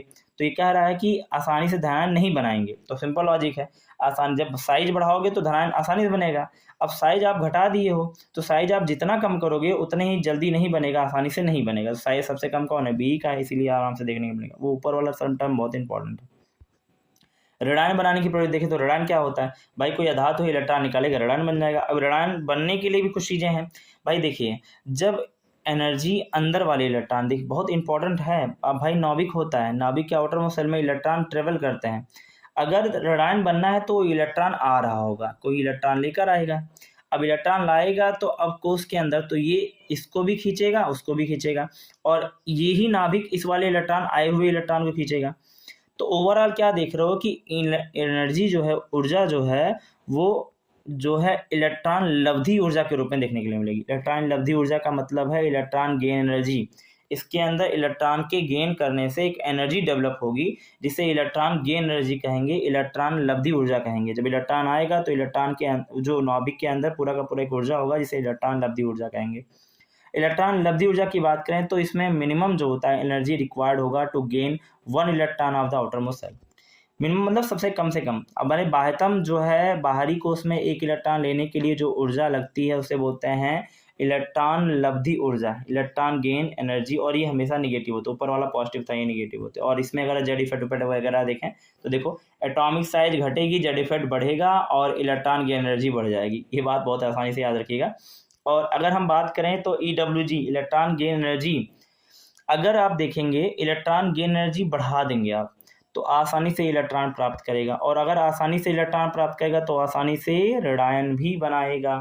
यानी इलेक्ट्रॉन गेन एनर्जी जितनी ज़्यादा होगी उतने आसानी से ऋणायन बनेगा। ये बात याद रखेंगे। शॉर्टकट में आप यही याद रखिएगा, एटॉमिक साइज घटेगा, अगर एटॉमिक साइज बहुत कम होगा तो इजीली इलेक्ट्रॉन गेन करेगा। इलेक्ट्रॉन जितने जल्दी गेन करेगा तो इजीली एनायन बनाएगा, फॉर्म करेगा। तो ये मुझे लगता है समझ में, साइज जितना कम है उतना अच्छा। वही ऊपर वाली बातें हैं, बस थोड़ी सी समझने लायक है। अब इनमें क्वेश्चन मैंने दिया है, निम्नलिखित कौन सा ऋणायन आसानी से बना लेगा? तो ऋणायन आसानी से बनाने का भी रीजन है। तो फ्लोरीन, क्लोरीन, ब्रोमीन, आयोडीन, देखिए इसमें थोड़ा केसेस लगेगा और वो क्या लगेगा आप देखेंगे। सबसे कम तो फ्लोरीन का होता है, बात सही है, साइज सबसे कम इसी का होगा, उतने जल्दी बनाना चाहिए। लेकिन रीजन क्या है, रीजन ये है कि फ्लोरीन का आकार छोटा होने से इसके अंदर इंट्रामॉलिक्यूलर फोर्स जो होता है वो बढ़ जाता है, वो इलेक्ट्रॉन को इतना तेजी से बांधे रहता है कि इसके अंदर इलेक्ट्रॉन कोई और आ जाए ऐसा नहीं, तो इसमें इलेक्ट्रॉन जो गेन एनर्जी है वो कम हो जाती है, और कम होने की वजह से इसमें डिस्टेंस की चीज़ें फैक्टर करती हैं, तो डिस्टेंस की वजह से क्लोरीन ज़्यादा होगा। ये बात इंपॉर्टेंट रखिए, मोस्ट इंपॉर्टेंट लगाएंगे, तो रोडाइन क्लोरीन आसानी से जल्दी बनाएगा और बाकी फ्लोरीन नहीं करेगा, ठीक है। अब अगर हम बात करें धनायन बनाने की प्रवृत्ति जो है, सॉरी आयनिक आबंध का बनना, तो आयनिक आबंध कैसे बनेगा, ध्यान से लीजिएगा। एटॉमिक साइज बढ़ेगा, इलेक्ट्रॉन जो है आयनाइजेशन एनर्जी घटेगी और इजीली कैटायन फॉर्म होगा। एटॉमिक साइज घटेगा तो इलेक्ट्रॉन गेन एनर्जी, इलेक्ट्रॉन अवलब्धि ऊर्जा जो है बढ़ेगी, इलेक्ट्रॉन अवलब्धि ऊर्जा बढ़ेगी तो क्या बनेगा, एटम जो है आयनाइजेशन फॉर्म जल्दी करेंगे।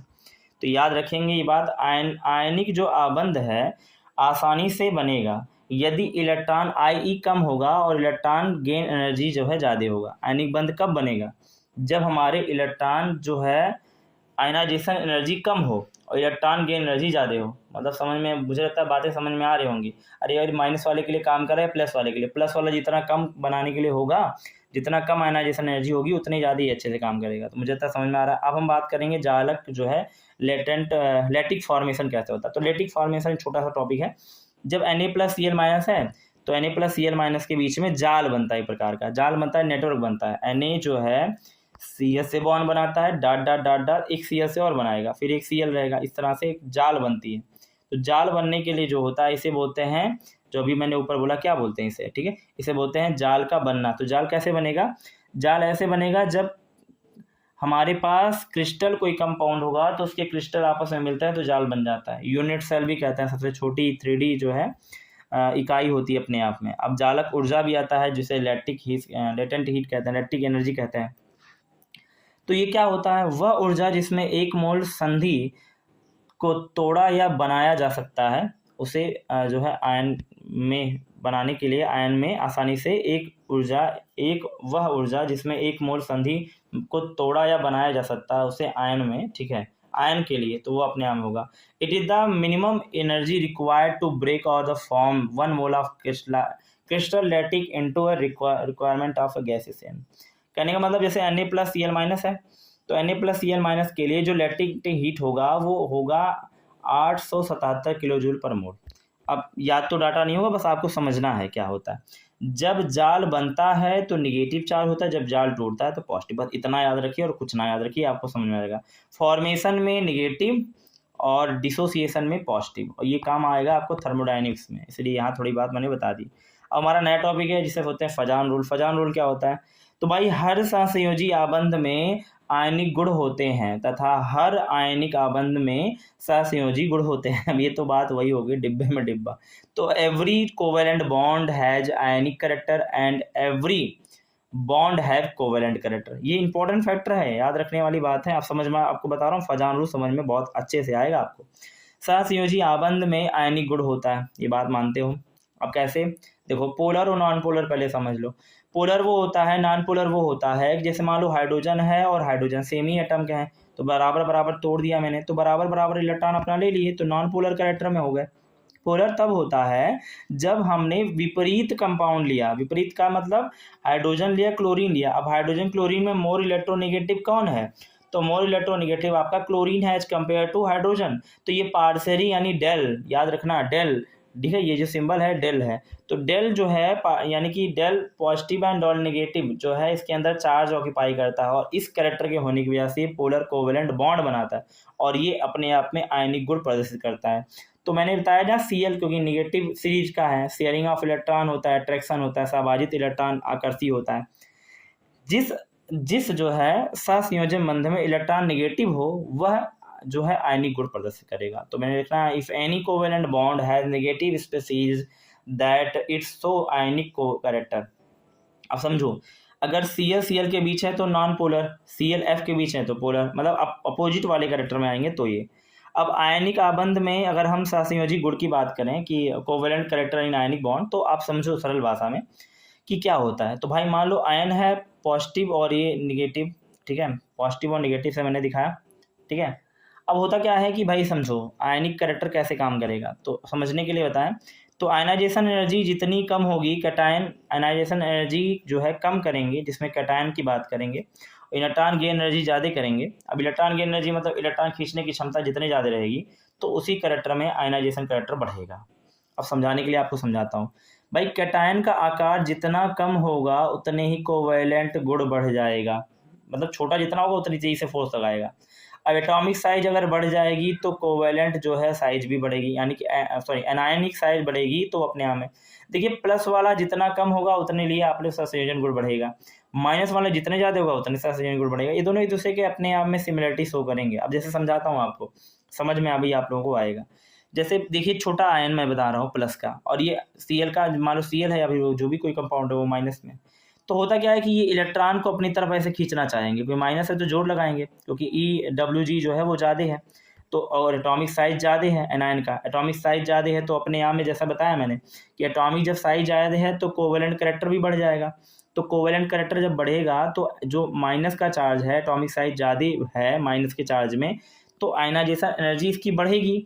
तो जब आयनाइजेशन, जब एटम की साइज घट जाएगी, कैटायन घटेगा यानी पॉजिटिव चार्ज कम बनेगा, तो ये अपने आप में प्रबल होगा, और प्रबल होने पर इसके बीच में क्या होंगी, बॉन्ड बन जाएगी। बॉन्ड बनने की वजह से क्या होगा, covalent character in ionic bond बनेगा। क्वेश्चन के थ्रू समझाता हूँ। मान लो AgF है, NaCl है, AgBr है और NaI है। इसको अरेंज करना है बढ़ते हुए क्रम में सहसंयोजी गुण के। सहसंयोजी गुण में आपको याद रखना है, देखिए समझिएगा ध्यान से। एटॉमिक साइज बढ़ेगा तो कैटायन का करेक्टर बढ़ेगा, ठीक है। तो अब देखिए अभी सब के सब कैटायन हमारे पास सिमिलर हैं, तो डिपेंडेंसी किस पे आ जाएगी, माइनस वाले चार्ज पे। तो माइनस वाला भैया जितना ज़्यादा बढ़िया माइनस होगा उतना ही अच्छा कोवेलेंट करेक्टर बढ़ेगा उसका। तो देखिए आई सबसे ज़्यादा, फिर ब्रोमीन, फिर आयोडीन, यानी सबसे ज़्यादा कोवेलेंट करेक्टर ये। तो ये बात अपन लोग याद रखेंगे। अब मैं अगर जो यहाँ पर जो Cl है यानी माइनस चार्ज वाले को सिमिलर कर दिया, अब मैं सबसे ज़्यादा पूछूं कोवेलेंट बॉन्ड किसका, तो मैंने कहा ना कैटायन में जिसका चार्ज बहुत कम होगा कोवेलेंट करेक्टर उसका बढ़ जाएगा। तो जैसे देखेंगे लिथियम सबसे कम, फिर उसके बाद सोडियम, फिर पोटेशियम, फिर रुबिडियम। तो ये साइज आप लोगों को ऐसे तरीके से अरेंज करना है, ठीक है। मुझे तो समझ में आ रहा होगा। MgCl2 और NaCl में कोवेलेंट करेक्टर किसका सबसे ज़्यादा है, तो सिंपल लॉजिक है, MgCl सेम है ना, Cl सेम है। अब देखिए धनायन का आवेश जो है बढ़ेगा तो कोवेलेंट करेक्टर बढ़ेगा, ऋणायन का आवेश घटेगा तो कोवेलेंट करेक्टर बढ़ेगा। ये बात मुझे इतना समझ में आ रही। अब देखिए समझिए, Mg और Na दोनों एक ही कंपाउंड के एक ही सिनेरियो में आते हैं, क्योंकि आपको पता है इसका 11 तो इसका 12 होगा, ठीक है, इस तरह से, ठीक है। 11 सोडियम मैग्नीशियम आता है, ठीक। तो अगर आप ध्यान से समझेंगे तो एक ही जब उसमें आ रहे हैं तो इसमें कंपाउंड देखिए क्लोरीन का -2 है और इस पे ये है, तो ये +2 जिस पे ज़्यादा रहेगा, प्लस का धनायन का चार्ज जिस पे ज़्यादा, धनायन पे आवेश जिससे ज़्यादा रहेगा, कोवेलेंट करेक्टर उसका ज़्यादा, तो भाई इस पे चार्ज ज़्यादा है इस पे कम है ना, तो ये ज़्यादा हो गया, ये कम हो गया। सिंपल लॉजिक है, आराम से लगाओ दिमाग। अब कहें बॉन्ड के बारे में यानी बंध के परिमाप के बारे में, तो बंध के 3 परिमाप होंगे, याद रखेंगे, bond length, bond energy, bond enthalpy, bond order. अगर हम बॉन्ड लेंथ की बात करें, ठीक है, बॉन्ड लेंथ जो होगा यानी बंध लंबाई जो होगी वो क्या होती है, बॉन्ड लेंथ और bond distance is defined as the average distance between the nuclei of 2 bond atom in a molecule, यानी बंध लंबाई किसी अणु में 2 बंधित परमाणुओं के नाभिक के बीच की औसत दूरी को कहते हैं। यह एक निश्चित प्रकार के परमाणु के बीच बंध का हस्तांतरित गुण होता है जो परमाणु के बाकी हिस्से में अपेक्षित हो। आप समझ लो बात, सिंपल समझो, बॉन्ड जो है लंबाई क्या होती है, अरे भाई एक इलेक्ट्रॉन, एक रेडियस का कोई इलेक्ट्रॉन कोई है कंपाउंड और दूसरे रेडियस का कोई R1 R2 है, इसके बीच की दूरी को क्या बोलते हैं, बंध लंबाई कहा जाता है। अब यहाँ ये बात समझ में आ रहा है। अब ये कई तरीके से होते हैं, ये आयनिक बॉन्ड होंगे, कोवेलेंट बॉन्ड होंगे, और जो वान डेर वाल फोर्स होगा। तो मुझे लगता है अब ये सब चीज़ें समझनी हमारे एग्जाम ओरिएंटेड से बहुत इंपॉर्टेंट है। अगर हम बात करें आयनिक रेडियस के बारे में तभी बॉन्ड बता पाऊंगा ना। आयनिक रेडियस क्या होता है, यह एक आयन के नाभिक और उसके बीच सबसे बाहरी इलेक्ट्रॉन सेल के बीच की दूरी होती है, ठीक है। तो ये अपने आप में है, जैसे आप देखेंगे तो यहाँ आप देख रहे होंगे कैटायन और एनायन बना हुआ है, इसके बीच में बाहरी इलेक्ट्रॉन दिखेंगे तो ये जो है आयनाइजेशन बॉन्ड होगा, ये लेंथ हो गया आयनाइजेशन, यहाँ से यहाँ तक की दूरी लेंथ कहलाएगी, आयनाइजेशन बॉन्ड लेंथ कहलाएगी। आयनाइजेशन बॉन्ड लेंथ क्या होगा, तो RA और RB का जो ऐड है वो, RA क्या होगा, रेडियस ऑफ कैटायन, और RB क्या होगा, रेडियस ऑफ एनायन। अब मैं एक बात समझाता हूँ, क्वेश्चन यहाँ पर बना रहा हूँ। एनायन एटम और कैटायन में सबसे ज़्यादा जो त्रिज्या किसकी होगी, त्रिज्या समझ लीजिए बहुत इंपॉर्टेंट फैक्टर है। अब देखिए एनायन क्या होता है, एनायन में इलेक्ट्रॉन लेना पड़ता है, तो जब इलेक्ट्रॉन इसे मिलेगा, ठीक है, तो अपने आप में इसका जो सेल है वो बढ़ जाएगा। कैटायन में क्या होता है, कैटायन कब बनता है, जब इलेक्ट्रॉन लॉस करेगा तो डिस्टेंस कम हो जाएगा कि नहीं हो जाएगा। तो एक बात याद रखना है कि ऋणायन जितना ज़्यादा होगा त्रिज्या उसकी ज़्यादा, ऋणायन की त्रिज्या ज़्यादा, माइनस की त्रिज्या ज़्यादा, फिर किसकी, परमाणु, क्योंकि उसी आकार का। कैटायन तो कम हो जाता है ना, तो कैटायन का सबसे कम होगा। अब एग्जाम्पल में आपको बताऊं, कई सारे एग्जाम्पल मिलेंगे। रीजन पहले मैं आपको समझाता हूँ, फिर आपको एग्जाम्पल समझाऊंगा। रीजन क्या है, ऋणायन बनने पर आखिरी कक्ष के जो इलेक्ट्रॉन है उसकी संख्या बढ़ जाती है, जिससे त्रिज्या बढ़ जाती है। सिंपल लॉजिक अभी बताया मैंने। धनायन बनाने से केंद्रीय आकर्षण जो है वो बढ़ जाता है, जिससे त्रिज्या घट जाती है। सिंपल लॉजिक है, जेड इफेक्ट भी काम आता है इसमें, ठीक है। मोर रेडियस की बात करें Na और Na प्लस में, भाई सिंपल लॉजिक है, Na प्लस है, इलेक्ट्रॉन लॉस कर दिया, जो रेडियस है वो कम हो जाएगा, Na का जो है परमाणु है तो इसलिए उसका रेडियस ज़्यादा होगा as compare to cationic character में, ठीक है। अगर हम बात करें arrangement of the increasing order of radius, अगर हमारे पास Cl माइनस है, Cl प्लस है और Cl है, तो एक बात याद रखो, माइनस वाला एनायन, प्लस वाला कैटायन, और ये एटम आपका है। ऑर्डर लगा लो आप, ऑर्डर लगा के एमसीक्यूज क्वेश्चन के सीरीज में देख लोगे। सबसे ज़्यादा किसका होगा, माइनस वाले का होगा, फिर किसका, प्लस, सॉरी प्लस नहीं, पहले माइनस वाले का होगा। अगर इसे ए मानो, इसे बी मानो, इसे सी मानो, तो पहले क्या होगा, पहले ए वाले का होगा, फिर सी वाले का होगा, फिर बी वाले का। यहाँ ऑप्शन बी में आपको ये ऑप्शन दिख ही रहा है। अभी क्वेश्चन बनाते हैं, Mg+2 Al+3 Na+O -2 और F- माइनस में रेडियस की बात करें सबसे ज़्यादा किसका हो, भाई सिंपल लॉजिक है, माइनस वाला सबसे ज़्यादा, माइनस O माइनस, फिर फ्लोरीन, फिर सोडियम में जितना कम होगा, यानी प्लस में जितना कम होगा उतना ही हमारे लिए सही है, रेडियस उसका ज़्यादा होगा। भाई चार निकालोगे उसका रेडियस उतना ही कम आता जाएगा, ठीक है। Na+, फिर Mg+2 Al+3 सबसे कम होता है। ये आपको ऑर्डर समझ में आ रहा होगा। बाकी आप देखेंगे तो यहाँ नोट में मैंने लिख ही दिया है भाई, प्लस चार्ज के लिए और माइनस चार्ज के लिए। प्लस चार्ज में चार्ज बढ़ेगा, इसमें भी आवेश बढ़ेगा तो त्रिज्या घट जाएगी और इसमें त्रिज्या बढ़ेगी। माइनस वाले के लिए त्रिज्या, अगर चार्ज बढ़ेगा, आवेश बढ़ेगा तो रेडियस जो है बढ़ जाएगा, लेकिन प्लस वाले के लिए अगर चार्ज बढ़ेगा तो रेडियस कम हो जाएगा। ये बात याद रखेंगे। अब जैसे क्वेश्चन है, N-3 और O-2 F-2 Na+ और Mg+2 में सबसे छोटा एटॉमिक रेडियस किसका है, तो ये बात समझिए। माइनस वाले तो भाई ज़्यादा ही होगा, प्लस वाले में चार्ज जिसका ज़्यादा वही हमारे लिए सही, तो ये सबसे कम इसी का होगा। अब हम पढ़ते हैं कोवेलेंट रेडियस के बारे में। कोवेलेंट रेडियस क्या होता है, the covalent radius is a measured approximately as the radius of the atom core which in contain with the core यानी nucleus of an adjacent atom of the bond in the suitable, यानी कि सहसंयोजन जो है त्रिज्या लगभग एक परमाणु के कोर की त्रिज्या के रूप में मापा जाता है, जो एक दो बंधु स्थित में आसन्न परमाणु की कोर को संपर्क कराते हैं। समझने के लिए मैं आपको बताऊं, समझो ध्यान से। अगर एक परमाणु ये है, दूसरा परमाणु ये है, इसके बीच में जो बना हुआ कंपाउंड ये कोवेलेंट रेडियस है, कोवेलेंट बॉन्ड बन जाए, मतलब कोवेलेंट बॉन्ड बना है ना। अब ए परमाणु है, कोई बी परमाणु है, बंध की ऊर्जा उसी कहते हैं। अब आपको समझाता हूँ मैं आपको। अगर बात करूँ straight of the bond length, यानी बॉन्ड जो है कि लंबाई की शक्ति की बात करें तो वो क्या होगा, तो सेम समझिए। एकल बंध में 2 संयोजी इलेक्ट्रॉन, द्विबंध में 4 संयोजी, त्रिबंध में 6 संयोजी इलेक्ट्रॉन। अगर ऑर्डर की बात करें तो बॉन्ड ऑर्डर कैसा होगा, तो सिंगल बॉन्ड सबसे ज़्यादा होता है स्टेबल, फिर डबल बॉन्ड, फिर ट्रिपल बॉन्ड आता है, सबसे कम स्टेबिलिटी इसी की आती है। अगर मैं बात करूं रीजन क्यों है, तो भाई बंध की लंबाई केंद्र के आकर्षण पर निर्भर करती है। इलेक्ट्रॉन की संख्या जितनी ज़्यादा होगी आकर्षण उतना ही ज़्यादा होगा, बंध की लंबाई उतनी ही छोटी होगी। ये बात याद रखेंगे भाई, जितने ज़्यादा चीज़ें रहेंगी, इलेक्ट्रॉन रहेंगे, उतना ही बंध छोटा रहेगा। आप समझाता हूँ। अभी तक स्ट्रक्चर मैंने ऑक्सीजन के ऐसे बनाए, ओजोन के, याद है, लेकिन अब वो स्ट्रक्चर गलत था। स्ट्रक्चर एक्चुअल में क्या होगा, अभी भी आपको बताया कि ऑक्सीजन को ऐसे बनाना है, और ये जो ऑक्सीजन का लंबाई ये ज़्यादा, मतलब सिंगल बॉन्ड का बॉन्ड लेंथ ज़्यादा होगा और डबल बॉन्ड का बॉन्ड लेंथ छोटा होता है। ये बात अभी आप समझ चुके हो। इस रीजन वाले कैरेक्टर से ऊपर वाले बॉन्ड जो है एनर्जी के कंसेप्ट है। अब एक हम मानते हैं वांडर वाल रेडियस। वांडर वाल की बात करें तो भाई देखिए, जॉन डिडवर ऑन डोर वाल, वांडर वाल नाम के एक साइंटिस्ट है, उन्हीं के नाम पर ये वांडर वाल फोर्स दिया गया है। वांडर वाल फोर्स आप देखेंगे, ऑलमोस्ट आप देखेंगे, लंदन बल भी देखा होगा आपने, उसमें भी लगता है, लंदन बल में भी वांडर वाल फोर्स का डिस्कस किया गया है। अगर बात करें अंतराणविक जो है बल क्या होगा, तो भाई एक काल्पनिक कठोर गोले की त्रिज्या जो किसी अन्य परमाणु के निकट पहुंचने की दूरी होती है, ये बताता है। ये मेजर करता है approximately size of an atom and in a non bonded state in a deficient as the half distance of between the nuclei of two adjacent of the unbonded atom। unbonded atom के बीच में distance को occupy करता है। अब simple logic समझो, हमारे पास एक molecular character में कंपाउंड है, एक मॉलिक्यूल यहाँ, एक मॉलिक्यूल यहाँ, यहाँ पर एक मॉलिक्यूल, यहाँ पर एक मॉलिक्यूल, तो इसके बीच का ये डिस्टेंस, एक मॉलिक्यूल दूसरे मॉलिक्यूल के बीच का जो डिस्टेंस होगा इसे बोलते हैं वान डेर वाल लेंथ।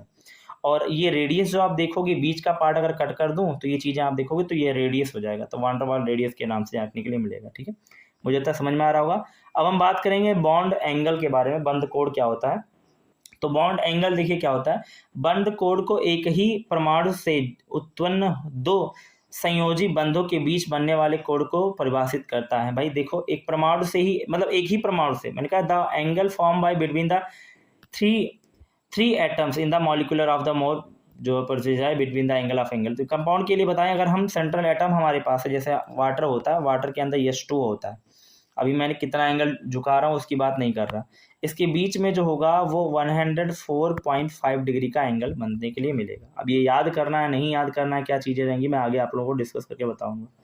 बॉन्ड एंथैल्पी की बात करें तो बॉन्ड एंथैल्पी क्या होता है, किसी अणु में किसी विशिष्ट रासायनिक बंध के एक मोल को तोड़ने के लिए जो आवश्यक ऊर्जा होती है, आमतौर पर उसे 1 किलो जूल प्रति मोल में जापा जाता है।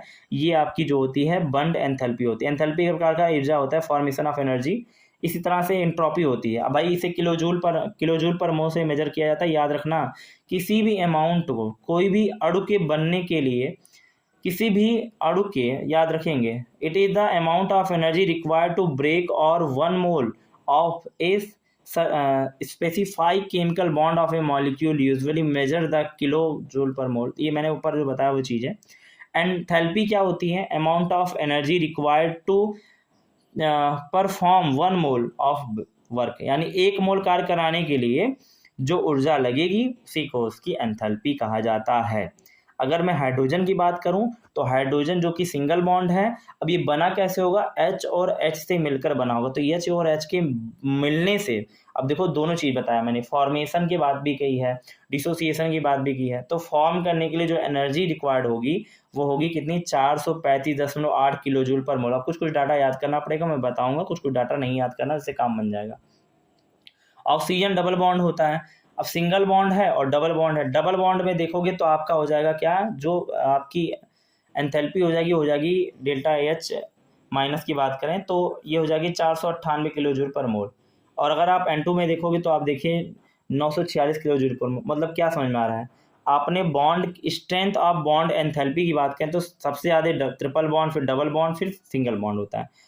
बॉन्ड के लेंथ के हिसाब से देखें तो single bond, double bond, triple bond है, लेकिन एनर्जी की बात करें, बॉन्ड एंथैल्पी की बात करें तो उसमें ये, तो यानी बॉन्ड लेंथ जितना, देखिए इनवर्सली प्रोपोर्शनल होगा बॉन्ड एंथैल्पी। बॉन्ड एंथैल्पी जितनी कम होगी बॉन्ड लेंथ उतना बढ़ जाएगा। मुझे लगता है समझ में बात आ रही होगी। ठीक है, ऐसे ही चीज़ें हम समझेंगे। औसत बॉन्ड जो है वो क्या है, एवरेज बॉन्ड एंथैल्पी क्या होती है। तो एवरेज बॉन्ड एंथैल्पी ये होती है कि जब हमारे पास BE मतलब बॉन्ड एंथैल्पी, ठीक है। अब OH हमारे पास मॉलिक्यूल अगर दिया गया है, OH, अब किसी कंपाउंड की भी बात कर सकते हैं यहाँ पर, तो ये कैसे बनता है देखो। तो देखो OH को अगर हम डिसोसिएट करें तो H और OH में होता है, इतना तो सबको पता है। अब एक बात समझिए, इसको हमने ब्रेक किया और यहाँ से मैं तोड़ रहा हूँ, ये अलग कंपाउंड है, ये अलग कंपाउंड है। तो H2O अभी इस कैरेक्टर में है, वो स्थिर है। जब वो टूट जाएगा तो इसकी स्थिरता भंग हो जाती है और उसके लिए हम एनर्जी देते हैं। तो समझो कि बॉन्ड एनर्जी, जब हम तोड़ने के लिए एनर्जी दिए तो पहला एनर्जी कितना, 502 किलो जूल पर मोल, यानी कि सिंपल लॉजिक है। पाई बॉन्ड को हमने तोड़ा, सॉरी यहाँ पर बॉन्ड हमने एक तोड़ा, तो जब बॉन्ड को एक हमने तोड़ दिया, BE1 अगर टूट गया है, BE1, तो उसमें हमारी एनर्जी हुई 502 किलो जूल पर मोल। अब दूसरा बना हमारे OH जो है अस्थिर है। अब जब उसको तोड़ेंगे तो H और O में टूट जाएगा, तो इसमें आपका 427 किलो जूल पर मोल टूट गया। अब अगर पूछेगा एवरेज के लिए तो भाई कितने मॉलिक्यूल की बात होगी, 2 मॉलिक्यूलर चीज़ें हो रही ना रिएक्शन कैरेक्टर में, तो BE1 और BE2 को हम ऐड कर देंगे, जो आएगा रिजल्ट वही हमारा क्या होगा, एवरेज बॉन्ड एंथैल्पी होगा।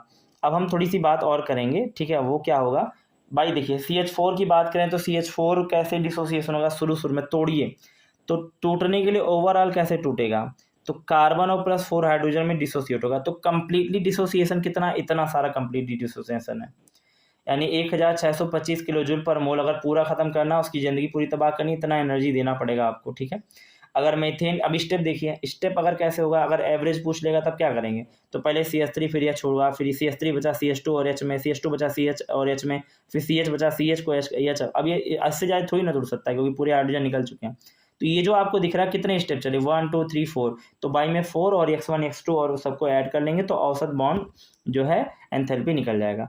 अब ऐसे ही बॉन्ड ऑर्डर होता है बंद कोटि। तो बंद कोटि क्या होते हैं, दो परमाणु के बीच में रासायनिक बंधों की संख्याओं के रूप में परिभाषित किया जा सकता है जो बंध की शक्ति और उससे स्थिरता को बताए, उसे बंद कोटि कहते हैं। जैसे आप देखेंगे बॉन्ड का ऑर्डर, अगर सिंगल बॉन्ड है तो एक ऑर्डर होगा, डबल बॉन्ड में 2, ट्रिपल बॉन्ड में 3 बॉन्ड के ऑर्डर देखने के लिए मिलेंगे। अगर हम नोट की बात करें तो आइसो इलेक्ट्रॉनिक स्पीसीज में बॉन्ड ऑर्डर सेम होता है। आइसो इलेक्ट्रॉनिक स्पीसीज का मतलब क्या होता है, आइसो इलेक्ट्रॉनिक क्या होते हैं, आइसो इलेक्ट्रॉनिक उसे कहते हैं जिसके इलेक्ट्रॉन क्या होते हैं वो सेम हो। जैसे N2 है और CO है। N2 में देखेंगे नाइट्रोजन तो 7 + 7 भाई होता है इसका, तो यानी टोटल 14 इलेक्ट्रॉन इसके हो गए, ठीक है, नाइट्रोजन के। अब इसमें देखेंगे तो इसके 6 होंगे, कार्बन के 6 इलेक्ट्रॉन, ऑक्सीजन के 8, टोटल मिला के आपके 14 इलेक्ट्रॉन। तो देखिए दोनों इलेक्ट्रॉन सेम है ना, इसीलिए इसको आइसो इलेक्ट्रॉनिक कहते हैं। इन सब में जो आपका बॉन्ड का ऑर्डर है वो 3 ही होगा। आप चाहे तो देख लीजिए N ट्रिपल बॉन्ड N और C ट्रिपल बॉन्ड O, तो ये आप लोगों को देखने को मिलेगा। ये आपका बॉन्ड ऑर्डर देखिए 3 ही है ना, इस तरह से। ऐसे ही F2 में देखेंगे तो F2 और O2 माइनस में, तो इसमें भी आप देखेंगे तो 18 दोनों को मिलेगा। अब F है तो F में देखिए F के साथ O माइनस देखिए इसके बीच में भी एक ही आया, तो बॉन्ड ऑर्डर क्या होगा, एक हो गया। अब हम नया टॉपिक बात करेंगे जिसका नाम है रेजोनेंस। रेजोनेंस की बात करें तो रेजोनेंस क्या होता है, इसमें होती है अनुनादी संरचनाएं। संरचनाएं कैसे बनेंगी, तो ये समझिए बात। सिंगल बॉन्ड का जो बॉन्ड लेंथ होगा वो होगा 148 पिकोमीटर ऑक्सीजन में यहाँ पर, और डबल बॉन्ड का ऑक्सीजन में अगर बॉन्ड लेंथ की बात करें तो 121 पिकोमीटर का होता है। जब हम रेजोनेंस करते हैं तो उसमें कुछ चीज़ें हमें डिफरेंट दिखती हैं, वो इंपॉर्टेंट हमारे लिए हैं। एक पिकोमीटर में आप होता है 10⁻⁻12 पिकोमीटर, इसलिए आप देखेंगे तो वहाँ से देखने के लिए मिलेगा पिकोमीटर से। अब हम क्या करते हैं क्या है कि रेजोनेंस कैसे देखा गया होगा, तो रेजोनेंस देखने के लिए क्या किया होगा, पहले स्पेक्ट्रोग्राफी लिया गया था जिसमें हमने एक्सरे इंस्ट्रूमेंट लिया था, कुछ भी एक्सरे इंस्ट्रूमेंट का कोई भी कंपाउंड लिया। अब इसके अनुसार हमें ज्ञात करना था by this the covalent that content, हमें ज्ञात करना था कितना बॉन्ड किसका बन रहा है। तो हमने क्या किया, हमने इसके ऊपर जब रे पास की तो हम क्या देख रहे थे कि जो उसका ऑर्डर है जो अभी तक हमने पढ़ा है 100, तो ये टोटल ऑर्डर बॉन्ड का 128 पिकोमीटर सबका दिखने लगा। मतलब वो डबल बॉन्ड हो या सिंगल बॉन्ड हो, सबका जो बॉन्ड का ऑर्डर रहा है, बॉन्ड का डिस्टेंस रहा है वो 128 पिकोमीटर दिखने लगा। जब ये एक्सरे पास किए तो डिस्टेंस पता चल रहा था, ठीक है, ये बड़े पैमाने पे हो रहा है। अब हम बात करें एक्सप्लेनेशन समझाता हूँ। तो देखो होता क्या है सिंपल लॉजिक में, देखिए सिंपल लॉजिक में आपको अनुवाद करके मैं आपको बताता हूँ। O डबल बॉन्ड O है, यहाँ पर O है, तो जब ये रेजोनेंस करेंगे आपस में तो लोन पेयर रहेगा इनके पास भी अपना अच्छा खासा। तो ये क्या होगा, ये बॉन्ड समझिए शिफ्ट होगा। अब ये जो डबल बॉन्ड है ये अपने आप को स्थायी बनने के लिए ये इलेक्ट्रॉन यहाँ देंगे, तो जैसे ये इलेक्ट्रॉन यहाँ डबल बॉन्ड तो ये अपना शिफ्ट हो जाएंगे इधर साइड में। तो यानी कुछ ऐसा बनेगा, इधर डबल बॉन्ड आ सकता है, यहाँ पर ऑक्सीजन हो सकता है। तो अभी आप क्या देख रहे हो, पहले डबल बॉन्ड यहाँ पर था, अब डबल बॉन्ड यहाँ पर है। ओवरऑल बात करें तो ओवरऑल जो डबल बॉन्ड है वो रेजोनेंस हाइब्रिड होता है, तो जिसे अनुनादी संकर कहते हैं। तो ये अनुनादी संकर में जो बॉन्ड लेंथ है 128 पिकोमीटर का हो ही जाएगा। मैं आपको परिभाषा बता रहा हूँ, ऊपर से नहीं बताऊंगा। परिभाषा मैंने कहा कि एक ऐसी अवधारणा जिसमें एक अणु या आयन के भीतर इलेक्ट्रॉन की विस्थापन को दर्शाने के लिए कई लुईस संरचनाओं का उपयोग किया जाता है। क्योंकि इसमें एक लुईस संरचना के अणुओं के बंध और आवेशों की पूरी व्याख्या नहीं हो पाती है, उसके लिए हमें क्या करना पड़ा, रेजोनेंस का उपयोग है। और रेजोनेंस को बोल सकते हैं डिलोलाइजेशन ऑफ पाई बॉन्ड, ये भी याद रखिएगा। जैसे देखिए NO3 माइनस का है ना, तो NO3 माइनस को मैंने बनाया है यहाँ पर, देखेंगे आप लोन पेयर भी देखते रहिए, समझते रहिएगा। अब ये बॉन्ड मैं एक बार यहाँ शिफ्ट कर दूँ तो देखिए ऐसे बनेगा। अब ये बॉन्ड जो यहाँ पर आ गया यहाँ शिफ्ट कर दूँ तो ऐसे बनेगा। मुझे लगता है 3 रेजोनेंसिंग स्ट्रक्चर बन रहे हैं। अगर इनका हाइब्रिड बनाए तो ओवरऑल कहाँ कहाँ बॉन्ड डबल जा रहे हैं, यहाँ भी जा रहे हैं, यहाँ भी जा रहे हैं, यहाँ तो यही डॉट डॉट डॉट में बनाया, तो इसे बोलते हैं रेजोनेटिंग हाइब्रिड। अब अनुनादी संरचनाएं की बात करें, अनुनादी संरचनाओं का कोई भौतिक स्वरूप नहीं होता, फिजिकल कुछ नहीं होगा इनका, ठीक है, अप्रोच नहीं होता। अनुनादी संरचनाओं में सबसे कम ऊर्जा होती है, याद रखेंगे। अगर हम बात करें रेजोनेंस हाइब्रिड और रेजोनेटिंग स्ट्रक्चर, तो रेजोनेटिंग स्ट्रक्चर जो होता है वो ज़्यादा स्टेबल होता है as compare to resonating hybrid में, ठीक है, ये इंपॉर्टेंट रहेगा। अब आएगा इसी बीच में डाइपोल मोमेंट यानी द्विध्रुव आघूर्ण क्या होता है। डाइपोल मोमेंट इंपॉर्टेंट, इससे क्वेश्चन आगे मिलेंगे। किसी अणु में धनायन और ऋणायन आवेश में पृथक करने की ध्रुवीकरण का माप जो होता है उसे बोलते हैं डाइपोल मोमेंट। अब कैसे होगा, जैसे आयनिक बॉन्ड है तो आयनिक बॉन्ड में पोलर होगा, तो पोलर में Na+ और Cl- बन गया, तो पोलैरिटी हो गई, तो ये पोलर होगा। तो ये कंपाउंड आप लोगों को देखने के लिए मिलेगा जिसे डाइपोल कहेंगे। कोवेलेंट में देखेंगे तो उसमें नॉन पोलर और उसके बाद पोलर दोनों देखने के लिए मिलेगा। अब अगर हम थोड़ी सी एग्जांपल की बात करें तो जैसे देखिए, जब H और H एक ही कंपाउंड के हैं, Cl और Cl एक ही कंपाउंड, जिसे बोलते हैं समपरमाणुक अणु कहा जाता है। अब अगर विषम रहेगा तो होगा, और एक देखिएगा पोलर जो परमाणु होता है वो विषम के लिए ही आएगा, एक मोर इलेक्ट्रोनेगेटिव होगा और लेस इलेक्ट्रोनेगेटिव होगा, तो उस कैरेक्टर में काम होता है।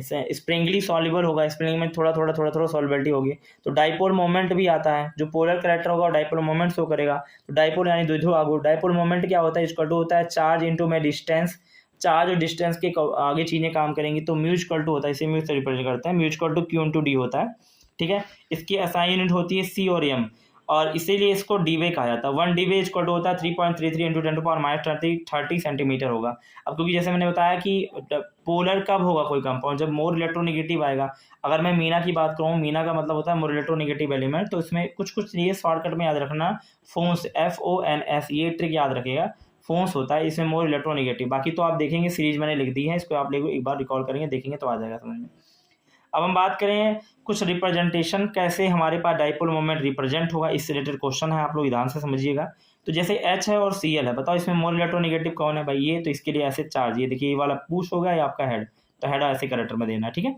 अब ऐसे ही सब में देना, H2O में देखोगे तो H2O में HO और यहाँ पर H है, तो भाई ऑक्सीजन मोर इलेक्ट्रोनेगेटिव है ना, तो इसकी तरफ ऐसे चार्ज ऐसे जाए, ठीक समझ में आ रहा है ना। तो ओवरऑल मैंने लगाया, देखिएगा म्यू जो है, यानी कि जो आपने देखा डाइपोल मोमेंट की बात करें, जैसा मैंने अभी ऊपर बताया, ठीक है, डाइपोल मोमेंट के बारे में, तो अगर वो देखोगे तो वो अपने आप में एक वेक्टर क्वांटिटी होता है। क्यों होता है, क्योंकि भाई इसके अंदर डायरेक्शन और मैग्नीट्यूड दोनों है, ठीक है। अब BeCl2 की बात करें तो BeCl2 में म्यू की वैल्यू 0 होगी। कैसे, देखो ध्यान से, कि भाई इधर से इलेक्ट्रॉन लग रहा है न्यूक्लियस की तरफ, इधर से भी, तो दोनों की तरफ इलेक्ट्रॉन कैंसिल हो जाएगा, दोनों की तरफ का जो फोर्स होगा वो कैंसिल हो जाएगा। लेकिन क्योंकि अपोजिट साइड है ना, तो अपोजिट साइड के जो वेक्टर का सम होता है वो 0 होता है, ये बात याद रखिए, वेक्टर का सम अपोजिट साइड का 0 होता है। अब यहाँ देखेंगे तो यहाँ भी ऊपर की तरफ ये भी सब, इसमें भी म्यू का होगा 0। अब आप डाट डाट करेंगे तो आपको देखने के लिए मिल जाएगा। शेप ऑफ मॉलिक्यूल की बात करें, यानी अणुओं का आकार, तो अणुओं का आकार जो होगा, पहला होगा VSPR theory, valence shell electron pair repulsion theory. मुझे तो अब खत्म होने वाला वीडियो है, बहुत टाइम नहीं लगेगा। Valence shell electron repulsion theory क्या होता है, संयोजी कोष इलेक्ट्रॉन युग्म प्रतिकर्षण, जिसे VSPR थ्योरी कहते हैं। अगर भाई वैलेंस शेल की बात करें तो वैलेंस शेल संयोजी कक्ष जो होता है, लोन पेयर ऑफ इलेक्ट्रॉन, एकांकी इलेक्ट्रॉन युग्म और बॉन्ड पेयर ऑफ इलेक्ट्रॉन यानी सहभागी इलेक्ट्रॉन युग्म से काम करता है। अगर हम सेम चार्ज रहेगा तो उसमें रिपल्सन ज़्यादा होता है, मुझे तो ये बात है। अब बैलेंस बॉन्ड थियरी किस पे बेस्ड है, देखो, तो lone pair bond pair, loan pair bond pair, ऐसा सुना होगा। तो देखो H2O की देखोगे, H2O, तो H2O में देखो H होता है, यहाँ H। अब दो लोन पेयर होते हैं, अगर एक लोन पेयर है तो लोन पेयर सेम ही कैटेगरी के है ना, तो इनमें रिपल्सन बहुत तेज होगा। लोन पेयर में रिपल्सन ज़्यादा होता है as compare to lone pair bond pair में। इसीलिए याद रखिएगा, जो VSPR थ्योरी होती है, लोन पेयर में रिपल्सन ज़्यादा, लोन पेयर बॉन्ड पेयर में रिपल्सन ज़्यादा, बॉन्ड पेयर में रिपल्सन कम होता है। अगर हम प्रतिकर्षण की बात करें, रिपल्सन की बात, रिपल्सन जितना ज़्यादा होगा उसमें डिस्टेंस बिटवीन इलेक्ट्रॉन उतना ही, डिस्टेंस उसके इलेक्ट्रॉन के बीच की दूरी उतनी ही कम होगी। लोअर देन द रिपल्सन, जितना कम रिपल्सन होगा, समझिएगा ध्यान से, जितना कम रिपल्सन होगा उसी अकॉर्डिंग से स्टेबिलिटी उतनी ही ज़्यादा होगी, प्रतिकर्षण उतना ही कम होगा। अब मैं आपको समझाता हूँ, जैसे देखो यहाँ पर, अगर मैंने जो पूरा सर्कल बनाया, यहाँ पर L1, ये L2, ये L3, ये L4, भाई रिपल्सन किस में ज़्यादा है, तो आप देखो इनमें आता है लोन पेयर रिपल्सन, तो L1 का सबसे ज़्यादा, फिर आता है lone pair bond pair repulsion इसमें, उसके बाद ये बॉन्ड पेयर। तो ये आप देखेंगे तो आपके VSPR थ्योरी में हमें पता चलता है किसी भी और की संरचनाएं कैसे बनेंगी। तो जैसे H2O है, तो H2O में आप देखेंगे तो 104.5 डिग्री था ना, ये इसी के अकॉर्डिंग था, बैंड हो गए थे L1, उसके बीच में डिस्टेंस बना था, तो हमने तो ऐसे बना दिया था इससे पहले, लेकिन नहीं, स्ट्रक्चर ऐसे होता है, ये स्ट्रक्चर होता है H2O का, ठीक है, मेन स्ट्रक्चर यही है according to theory. VSPR theory जो है 1940 में सिडविक और पॉलवेल ने परमाणु के संयोजकता कोष में इलेक्ट्रॉन युग्मों के प्रतिकर्षण गुण पर आधारित सरल सिद्धांत प्रस्तावित किया। इसमें जो है उनके आगे जो है इन्होंने प्रस्तावित किया था, पूरी डिस्कवरी नहीं हो पाई थी। बाद में नाइहोन और गिलसेप नाम के 1856 में इसका विकास किया था, मतलब इस स्ट्रक्चर को पूरा का पूरा दिया था। तो अगर हम बात करें main postulate of VSPR theory, तो मेन पोस्टुलेट VSPR थ्योरी का क्या है, तो इसमें क्या होता है, इलेक्ट्रॉन पेयर रिपल्सन होते हैं जिसमें deficient of electron the angle between two atoms, hence the explanation of structure. भाई बेसब्राग थ्योरी जो होती है इलेक्ट्रॉन के बीच में कोण के प्रतिकर्षण को तय करती है, उनके बीच की संरचना को बताती है। अब आपको बताता हूँ मैं, आपको समझिएगा। दिस थियरी एक्सप्लेन, दिस जो थियरी है वो आपको एक्सप्लेन करती है ज्योमेट्री, शेप, स्ट्रक्चर कंपाउंड का। अगर हम ए बात करें तो सेंट्रल एटम है, बी जो है एडजेंट ऑफ द एटम रहेगा, जो साथ में लगा रहेगा। मैं शॉर्टकट में बनाया हूँ, आप तो सरल भाषा में जल्दी जल्दी समझने का प्रयास कीजिए। नंबर ऑफ इलेक्ट्रॉन की बात करें तो ये 2 3 4 5 ऐसे करके आएंगे, ठीक है, वो बात की बात है। मॉलिक्यूल की बात करें तो हमारे पास AB2 अगर मॉलिक्यूल है तो इसका जो स्ट्रक्चर हो जाएगा कुछ ऐसे रहेगा, लीनियर शेप का हो जाएगा। और एग्जाम्पल है BCl2। और AB3 की बात करें तो AB3 मतलब A बीच में और B3 यानी ऊपर एक B साइड में, इसके बीच में जो एंगल बनेगा 120 डिग्री का बनेगा। ये तब की बात कर रहा हूँ जब लोन पेयर नहीं हमारे पास, ये स्ट्रक्चर यही है, लोन पेयर बना के आगे बताऊंगा मैं। इसका स्ट्रक्चर बनेगा ट्राई एंगुलर प्लेनर त्रिकोणीय समतली BCl3 AlCl3, ये आपका स्ट्रक्चर का। अब AB4 जो है इसका स्ट्रक्चर क्या होगा, तो ये 104.5 डिग्री का बनेगा, याद रखेंगे। ये 109.5 डिग्री का बनता है, ये याद रखेंगे। इसे चतुष्फलकीय कहेंगे, CH4 CCl4 होता है। ABF5 जो देखेंगे तो इसमें 2 है भाई, ABF5 है। तो देखिए पहले ऐसे तरीके से स्ट्रक्चर बनेगा कुछ, ये ट्राइंगल है। और अभी अभी ट्राइंगल की हम बात करें, ठीक है, ट्राइंगल। तो ट्राइंगल में आप जब एंगल देखेंगे, जैसा अभी हमने बताया ये चीज़, ठीक है, ट्राइंगुलर प्लेनर, ट्राइंगुलर में कितना 120 का एंगल बताया, तो सर ने एक 120 का एंगल बताया। और इधर आप देखेंगे तो एक पूरा 90 डिग्री, तो ये 90 डिग्री का एंगल दिखेगा। तो इसमें 2 होता है, एक होता है एक्सियल, एक होता है इक्वेटोरियल। इक्वेटोरियल एंगल जो होता है 120 का होगा और एक्सियल एंगल जो होगा 90 डिग्री का होगा। इसे पूरा नाम देखें तो ट्राइंगुलर बाई पिरामिडल कहते हैं, TBP कहा जाता है। एग्जाम्पल है PF5। 6 अगर है तो क्या है, AB6 की बात करें तो A ऐसे है और ये चीज़ देखेंगे तो ये आपको जो है ऑक्टाहेड्रल मिलेगा, इसे ऑक्टाहेड्रल शेप कहेंगे, ऊपर और ऊपर नीचे भी है। तो अब देखें 2 चीज़ें, सभी में इसमें इक्वेटोरियल और एक्सियल एंगल जो होगा वो 90 डिग्री का बनेगा। इसमें कुछ कुछ जगह पर स्क्वायर बाई पिरामिडल भी कहेंगे, SF6 इसका एग्जाम्पल है। लास्ट वाला कंपाउंड जो है AB7 रहेगा, जिसे क्या है, विस्तृत अष्टफलकीय कहा जाता है, जिसका एग्जाम्पल IF जो है IF7 है। अब एक चीज़ समझिएगा, if molecule with AB7 has stable, इसमें सबसे ज़्यादा स्टेबल शेप जो रहता है पेंटागन बाई पिरामिडल में, ये देखने के लिए मिलेगा। Structure between the lone pair की बात करें एकांकी युग्म के बारे में, तो देखिए समझिए, अब मैं सरल भाषा में आपको समझाता हूँ। पहला हमने बताया AB2, तो ये लीनियर बताया सर ने और इसका एंगल 180 बताया। अब इसमें मैं एक लोन पेयर लगाने का प्रयास करता हूँ, तो लोन पेयर लगाऊंगा तो भाई इसमें लोन पेयर लगाऊंगा तो साइड में तो लोन पेयर कहीं दूंगा, क्योंकि यह जो संरचना है वो ऑक्टेट रूल को फॉलो नहीं कर रही है। इस वजह से ये स्ट्रक्चर लोन पेयर लगा के इसमें नहीं बनेगा, यानी पहले वाले कंपाउंड लीनियर वाले में नहीं बनेगा।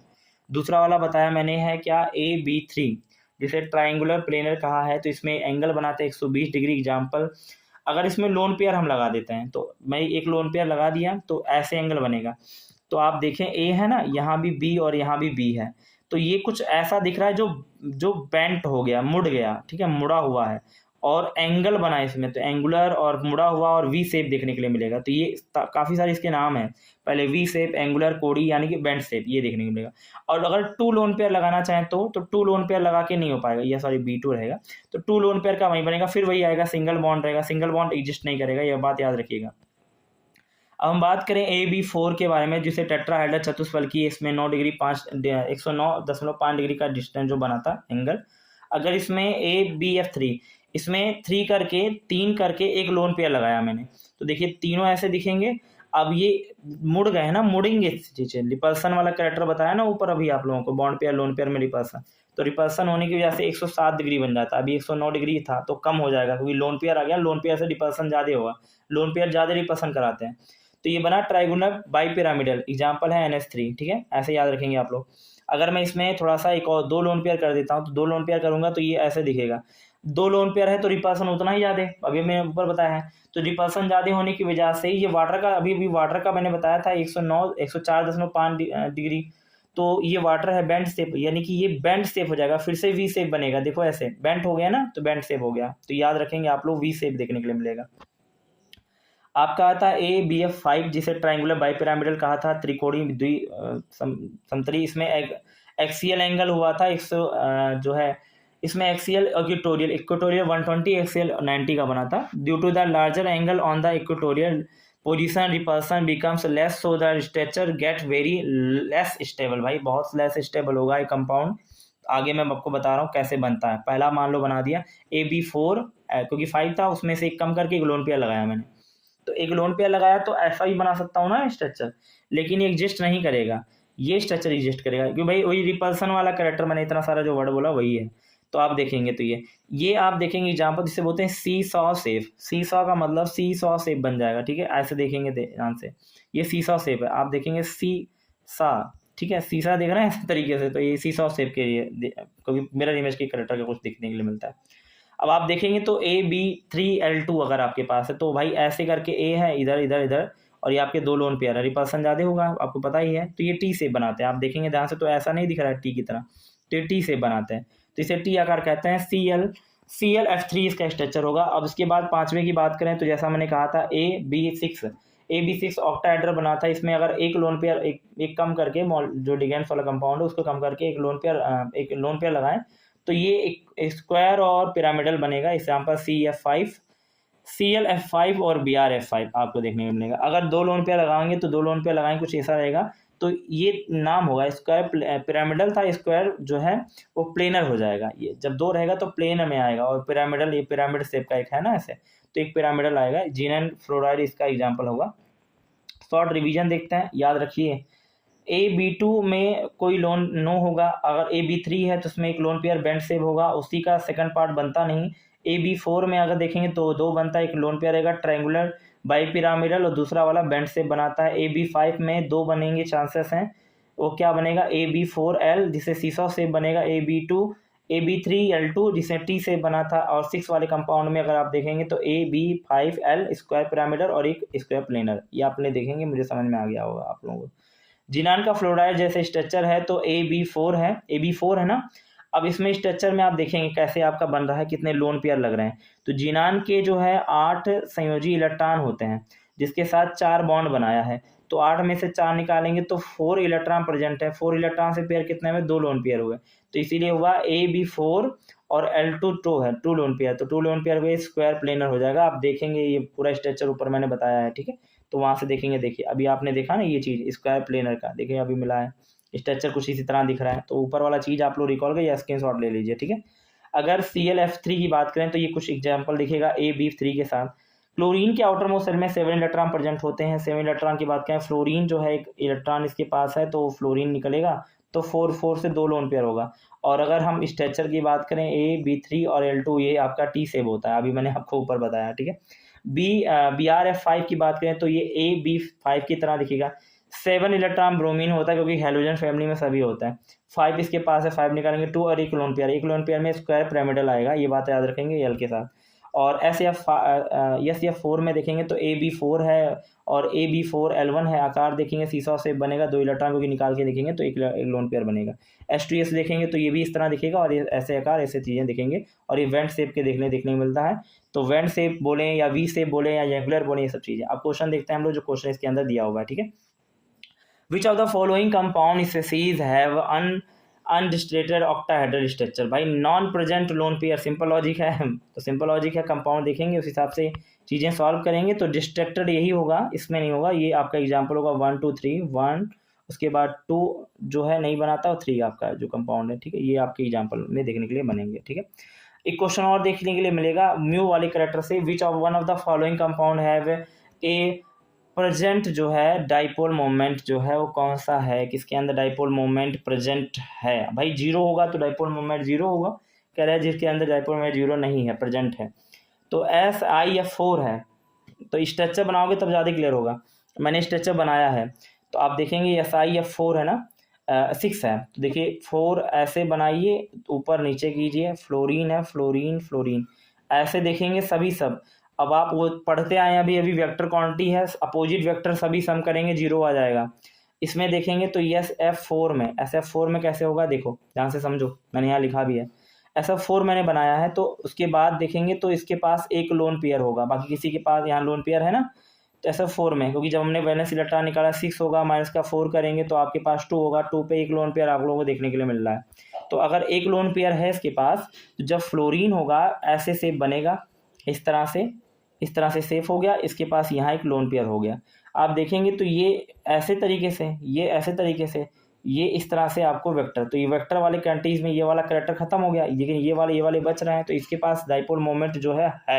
और यही पूछा है कि इसके पास डाइपोल मोमेंट जो है कुछ है, तो भाई SF4, बाकी आपका सबका 0 मैंने यहाँ लिखा, आप देख लेंगे, स्ट्रक्चर बनाएंगे समझ में भी आ जाएगा। दूसरा क्वेश्चन कह रहा है, यहाँ पर हमारे पास कह रहा है कि वीएसपीआर थियरी में कौन सा मॉडल यूज हो रहा है, किस तरह से, कौन सा कंपाउंड क्या नाम से जाना जाएगा।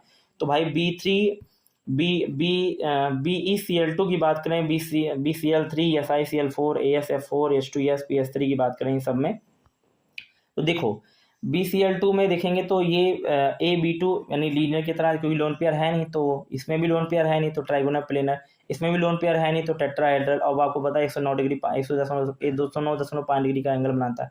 AsF4 में कोई लोन पेयर नहीं है, ट्राइंगुलर बाइपिरामिडल। H2S में लोन पेयर प्रेजेंट है, एक लोन पेयर जैसे V से या बैंड से देखने के लिए मिलेगा। PS3 में भी एक कैरेक्टर बैंड से मिलेगा, आप देखेंगे इलेक्ट्रॉन निकलेगा वैलेंस का, आपको समझ में आ जाएगा।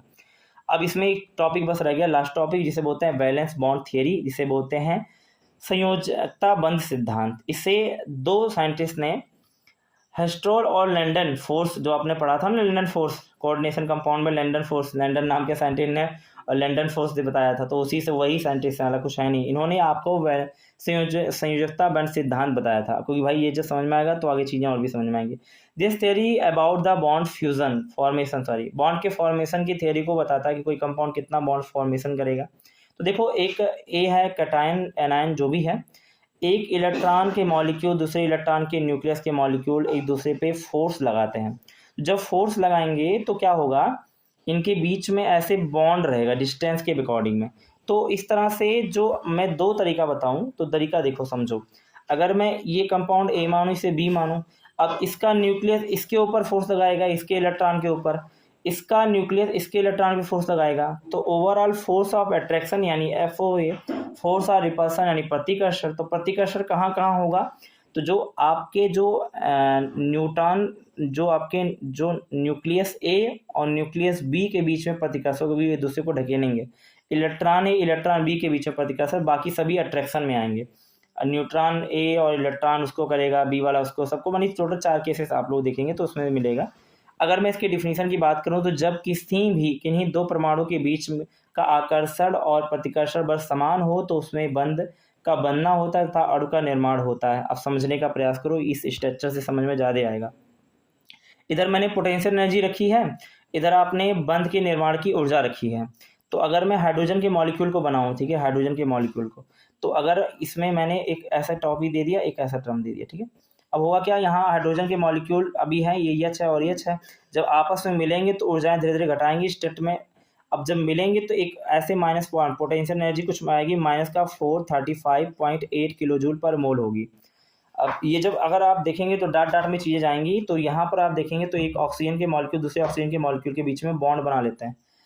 तो इस वाले कैरेक्टर में अगर आप देखेंगे बीच वाले में, यहाँ पर जो आप देख रहे हैं, इसमें जो बॉन्ड है वो बहुत क्लोजली पैक्ड है, बहुत ज़्यादा। जब थोड़ी टाइम के बाद देखेंगे तो पोटेंशियल एनर्जी जो होगी 0 किलो जूल पर मोल होगी। इसमें force of attraction, force of repulsion, ये दोनों एक दूसरे के इक्वल हो जाएंगे। मतलब क्या समझा रहा हूँ, energy for the bond formation is the always negative. Energy का फॉर्मेशन में किसी अणु की संरचना में ऊर्जा की जो हानि होती है उसमें ऊर्जा निगेटिव रहेगी, ये बात याद रखेंगे आप लोग, ठीक है। इसी तरह से अगर हम ऑर्बिटल की बात करें, ओवरबिटल ओवरलैपिंग कॉन्सेप्ट जो रहेगा उसे पढ़ना रहेगा। इसमें कक्षीय अतिव्यापन मिलते जुलते मिलेंगे, जो क्वांटम मैकेनिक्स में आप लोगों को देखने के लिए मिलेगा। तो क्वांटम मैकेनिक्स थोड़ा सा समझ लेते हैं, जिससे हम आगे चल के चीज़ें समझ जाएंगे। क्वांटम मैकेनिक्स की बात करें, क्वांटम संख्या, तो ये एड्रेस बताता है इलेक्ट्रॉन का, किस जगह इलेक्ट्रॉन कौन है। भाई कैसे बनता है, तो सिंपल लॉजिक है, एटम है मतलब परमाणु है, कक्ष है, उसके बाद क्वांटम नंबर है। क्वांटम नंबर 3 प्रकार, principal, azimuthal, magnetic, spin. Spin सबका नाम हिंदी में पता ही है, प्रिंसिपल मुख्य, एजीमुथल द्विज्ञांसी, मैग्नेटिक चुंबकीय, स्पिन मतलब होता है, स्पिन का मतलब चक्रीय इसे बोलते हैं। तो अगर हम पहले बात करें प्रिंसिपल क्वांटम नंबर, आप ये मत करें कि सर अलग टॉपिक पढ़ा रहे हैं, समझाने के लिए, इस टॉपिक को, पीछे वाले टॉपिक को समझाने के लिए मैंने ये टॉपिक स्टार्ट किया है। प्रिंसिपल क्वांटम नंबर की बात करें तो ये सेल यानी कक्ष को बताएगा, नंबर ऑफ, तो इसे के एलिमेंट पढ़े थे, n equal to 1 n equal to 2, तो n को बताता है। सबसेल की बात करें 1 2 3 4, ऐसा जैसे मैंने बताया है, सेल, सबसेल, ऑर्बिटल और इलेक्ट्रॉन प्रेजेंट हो गए ms में। तो सेल के लिए n और सबसेल के लिए l और इसके लिए me और उसके बाद ms, तो ये समझ में आएगा। n जो है ऊर्जा का परिमाप बताता है, उसको दर्शाता है। इसके लिए एक फॉर्मूला भी है, En इक्वल टू माइनस का 13.6 n स्क्वायर बाई में जेड जो है परमाणु की संख्या, n कक्षा एक जो है या कोष की संख्या जो होती है। तो एजीम्यूथल क्वांटम नंबर द्विज्ञासी क्वांटम संख्या क्या होती है, ये काम करती हैं l इक्वल टू n-1 पे। अब n नंबर क्या है, l की वैल्यू जो होगी वो 0 अगर है तो यस को रिप्रेजेंट करेगा, l की वैल्यू 1 है तो p को, ट्रू है तो d को, और 3 है तो f को रिप्रेजेंट करेगा। n इक्वल टू 0 है तो k की वैल्यू होगी, n इक्वल टू 2 है तो l, n इक्वल टू 3 है तो m और ये n। अब अगर l की वैल्यू यहाँ पर n इक्वल टू 1 है तो l की वैल्यू 0, मतलब 1 में से बन जाएगा 0, यानी l यानी s बस आएगा। अगर n की वैल्यू 2 है तो l की वैल्यू 0 और 1 में आएगा, जिसमें s और p आएगा। मतलब 0 समझोगे तो क्या बोलोगे s, और 1 समझोगे तो p, और 2 समझोगे तो d, और 3 समझोगे तो f आएगा। तो ऐसे यहाँ पर मैंने लिखा हुआ है, यम में आएगा तो यम में जब निकालेंगे तो यम में 3 है ना, तो 3 माइनस का 1 करेंगे तो आपका 2 आएगा। 2 में 0 1 2, तो एस पी डी, और इसमें एस पी डी एफ आएगा। ठीक है, इसमें आपका एंगुलर जो है मोमेंटम निकलेगा, एंगुलर मोमेंटम यानी कोणीय संवेग, उसका फॉर्मूला होता है equal to under L L bracket L plus 1 H by में 2 पाई होता है। यहाँ से क्वेश्चन आपके उसमें आते हैं। ठीक है, जैसे क्वेश्चन यहाँ दिया गया है 2s कक्षाओं में कोणीय संवेग क्या होगा, तो देखो s की वैल्यू w जो है कोणीय संवेग जो होगी वो 0 हो जाएगी इसके लिए। ठीक है, यहाँ देखिएगा 0, क्योंकि 2 यस में कितना जाता है, यस में अभी आप देखोगे इसमें कोई भी, यहाँ देखो ध्यान से। ठीक है, यहाँ मैंने आपको बताया जो है वो क्या बताया कि भाई w इक्वल टू होगा अंडर रूट में l। अब l की वैल्यू जब आपने पहले ही 0 s के लिए बोल दी है तो 0 रखोगे, किसी से मल्टीप्लाई करोगे, उसकी वैल्यू तो 0 आनी ही है, इसमें कोई बट है ही नहीं। तो अगर p की बात करें तो p में क्या होगा, तो p में w equal to under root, क्या बताया मैंने, अंडर रूट फॉर्मूला क्या है, l ब्रैकेट में l plus 1 h by 2 pi, तो 1 रखेंगे तो यह 2h बाई में, यानी h अपान में 2 पाई कोणीय संवेग निकलेगा। d के लिए जो निकलेगा वो निकलेगा जो ओमेगा है डब्ल्यू बराबर निकलेगा अंडर रूट 3h अपान में 2 पाई। हम कैलकुलेट करेंगे, देखेंगे तो आपको समझ में आ जाएगा। ठीक है, समय के अभाव में जल्दी करते हैं थोड़ा सा। मैग्नेटिक क्वांटम नंबर की बात करें तो ml से बढ़कर के it represent in orbital of the, कक्षों को दर्शाता है, नंबर ऑफ ऑर्बिटल बताएगा, ml बराबर होगा, इसका फॉर्मूला बनता है 2l प्लस 1 के हिसाब से। m का नोटेशन की बात करें तो ml जो है प्लस माइनस ऐसे डिनोट होता है, प्लस माइनस की तरह जाएगा। अगर हम ऑर्बिटल की बात करें तो बॉक्स से रिप्रेजेंट किया जाता है ऑर्बिटल को। अगर m की बात करें तो ml इक्वल टू, मैंने बताया ना 2l प्लस 1, l की वैल्यू रख लो 0 s के लिए, तो 0 रखोगे तो 2 मल्टीप्लाई 0, तो यानी 1 बचा ना, तो 1 के लिए ml 1 यानी 1, यानी एक ही बॉक्स बनेगा, 1 का मतलब एक बॉक्स बनेगा, और ये एस ऑर्बिटल को रिप्रेजेंट करेगा जैसा हमने बताया।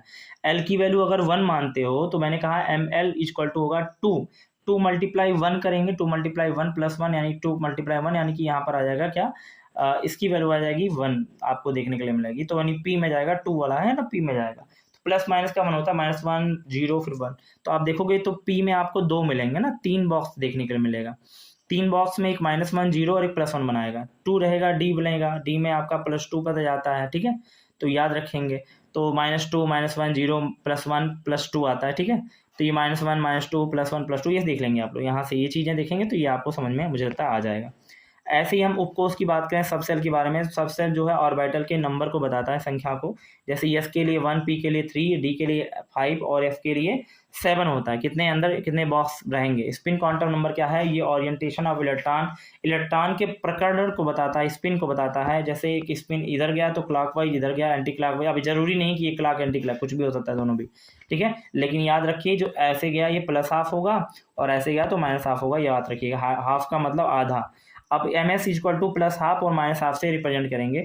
f सबसेल के लिए यस, p में 6, d में 10 और f में 14। कैसे हुआ, ये KLMN मेथड से जो आपने बताया था हमने। ठीक है, उस तरह से इलेक्ट्रॉन।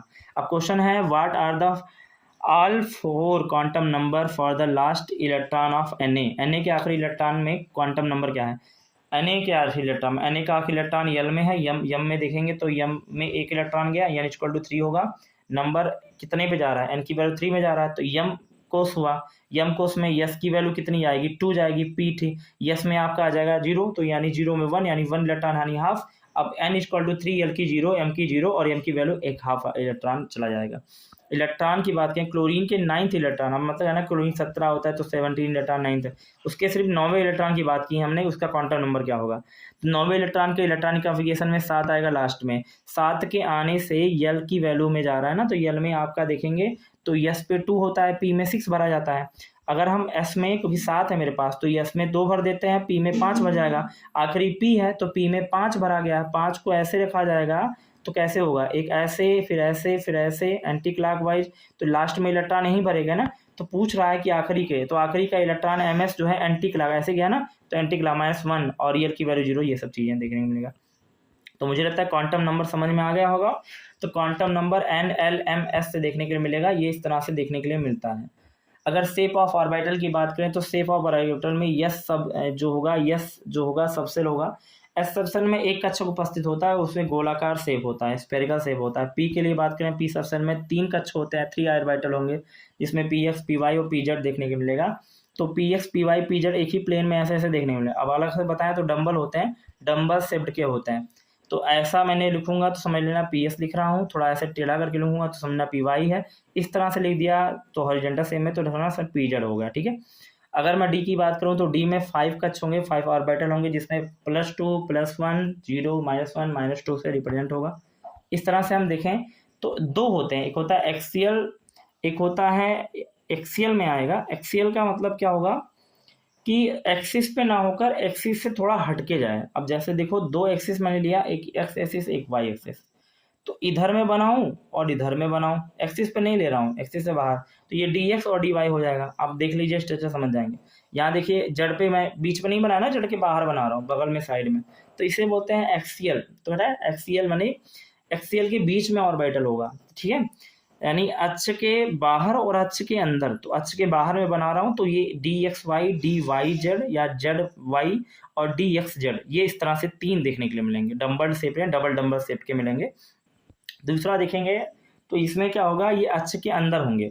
तो इसमें क्या होगा, अक्ष के अंदर जैसे x और y हो गया, तो x के अंदर ऐसे डंबल और y के अंदर ऐसे डंबल, तो d बनता है x पे स्क्वायर और y पे स्क्वायर, इसका शेप हुआ। और ये जब इस तरह से रहेगा तो ये जो रिंग फॉर्म में ऐसे करके बने तो ये dz स्क्वायर बनेगा। इसका कोऑर्डिनेशन कंपाउंड में आपको ज़्यादा यूज मिलेगा, ऑन द एक्सिस इसे कहते हैं। अगर हम एनर्जी के ऑर्बिटल की बात करें तो n के लिए 1 है, 2 3 4, k है 1s, यल के लिए 2s 2p 3s 3p, ऐसे करके जाएगा।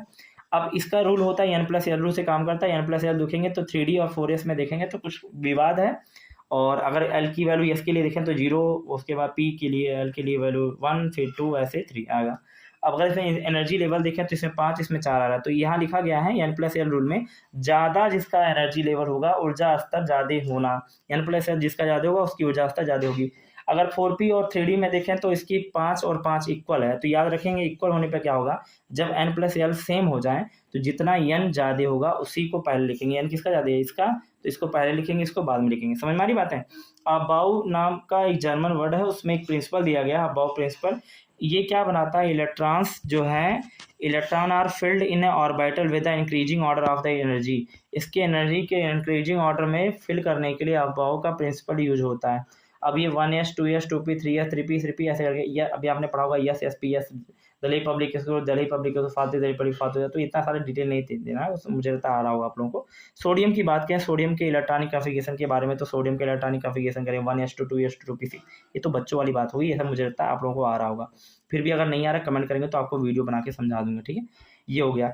फिर उसके बाद हम बात करें ऑर्बिटल के ओवरलैपिंग कॉन्सेप्ट, तो ओवरलैपिंग कॉन्सेप्ट क्योंकि आगे चल के हमें यही पढ़ना है, ठीक है।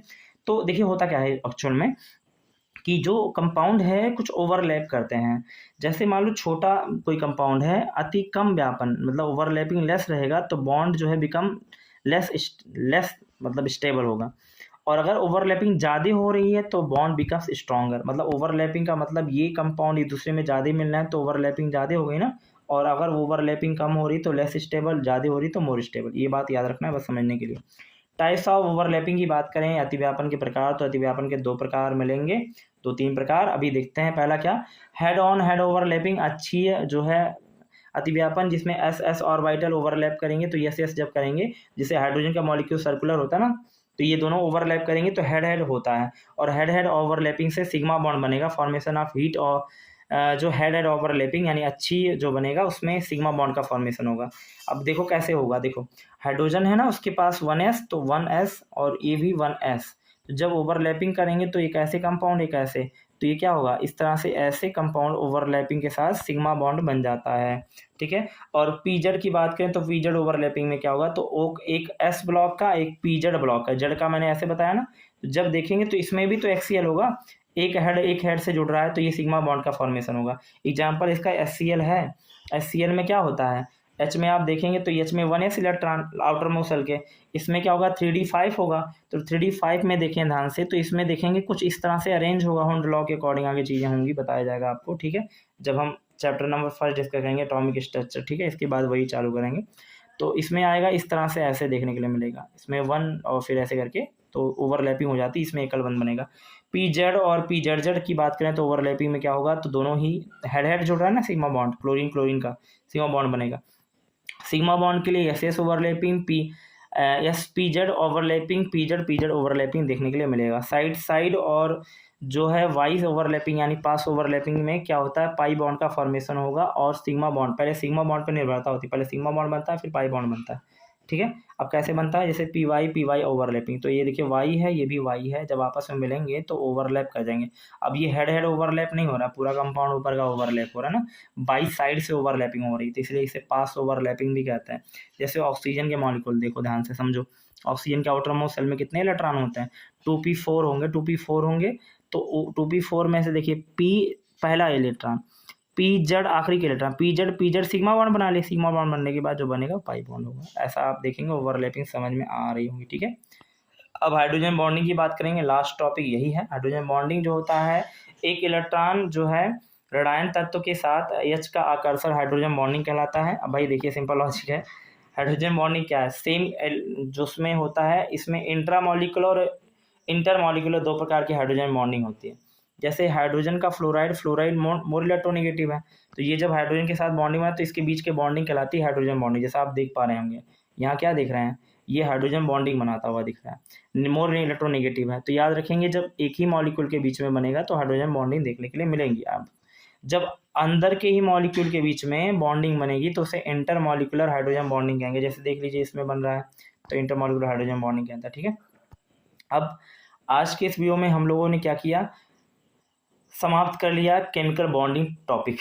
केमिकल बॉन्डिंग में ionic covalent bond, coordination, hydrogen bonding और शेप ऑफ मॉलिक्यूल, इतना सारा चीज़ें हमने आप लोगों को डिस्कस करके समझाया। आई होप आपको बहुत पूरी बातें समझ में आई होंगी। इसी से रिलेटेड जो क्वेश्चन है इसके, जो मैं नेक्स्ट वीडियो में आपको इसके क्वेश्चन लाऊंगा। ठीक है, और काफ़ी सारे क्वेश्चन की प्रैक्टिस करेंगे, वो चीज़ें आप मिस मत कीजिएगा। पूरा लेक्चर अगर समझ में आया होगा तो वीडियो को लाइक कीजिएगा, चैनल को सब्सक्राइब कीजिएगा, और ELT ग्रेड की तैयारी करने वाले सभी भी जितने भी हमारे पास चीज़ें हैं, जितने भी ELT ग्रेड की तैयारी करने वाले जितने भी मेंबर, उन सबके पास शेयर कीजिए। धन्यवाद, जय हिंद।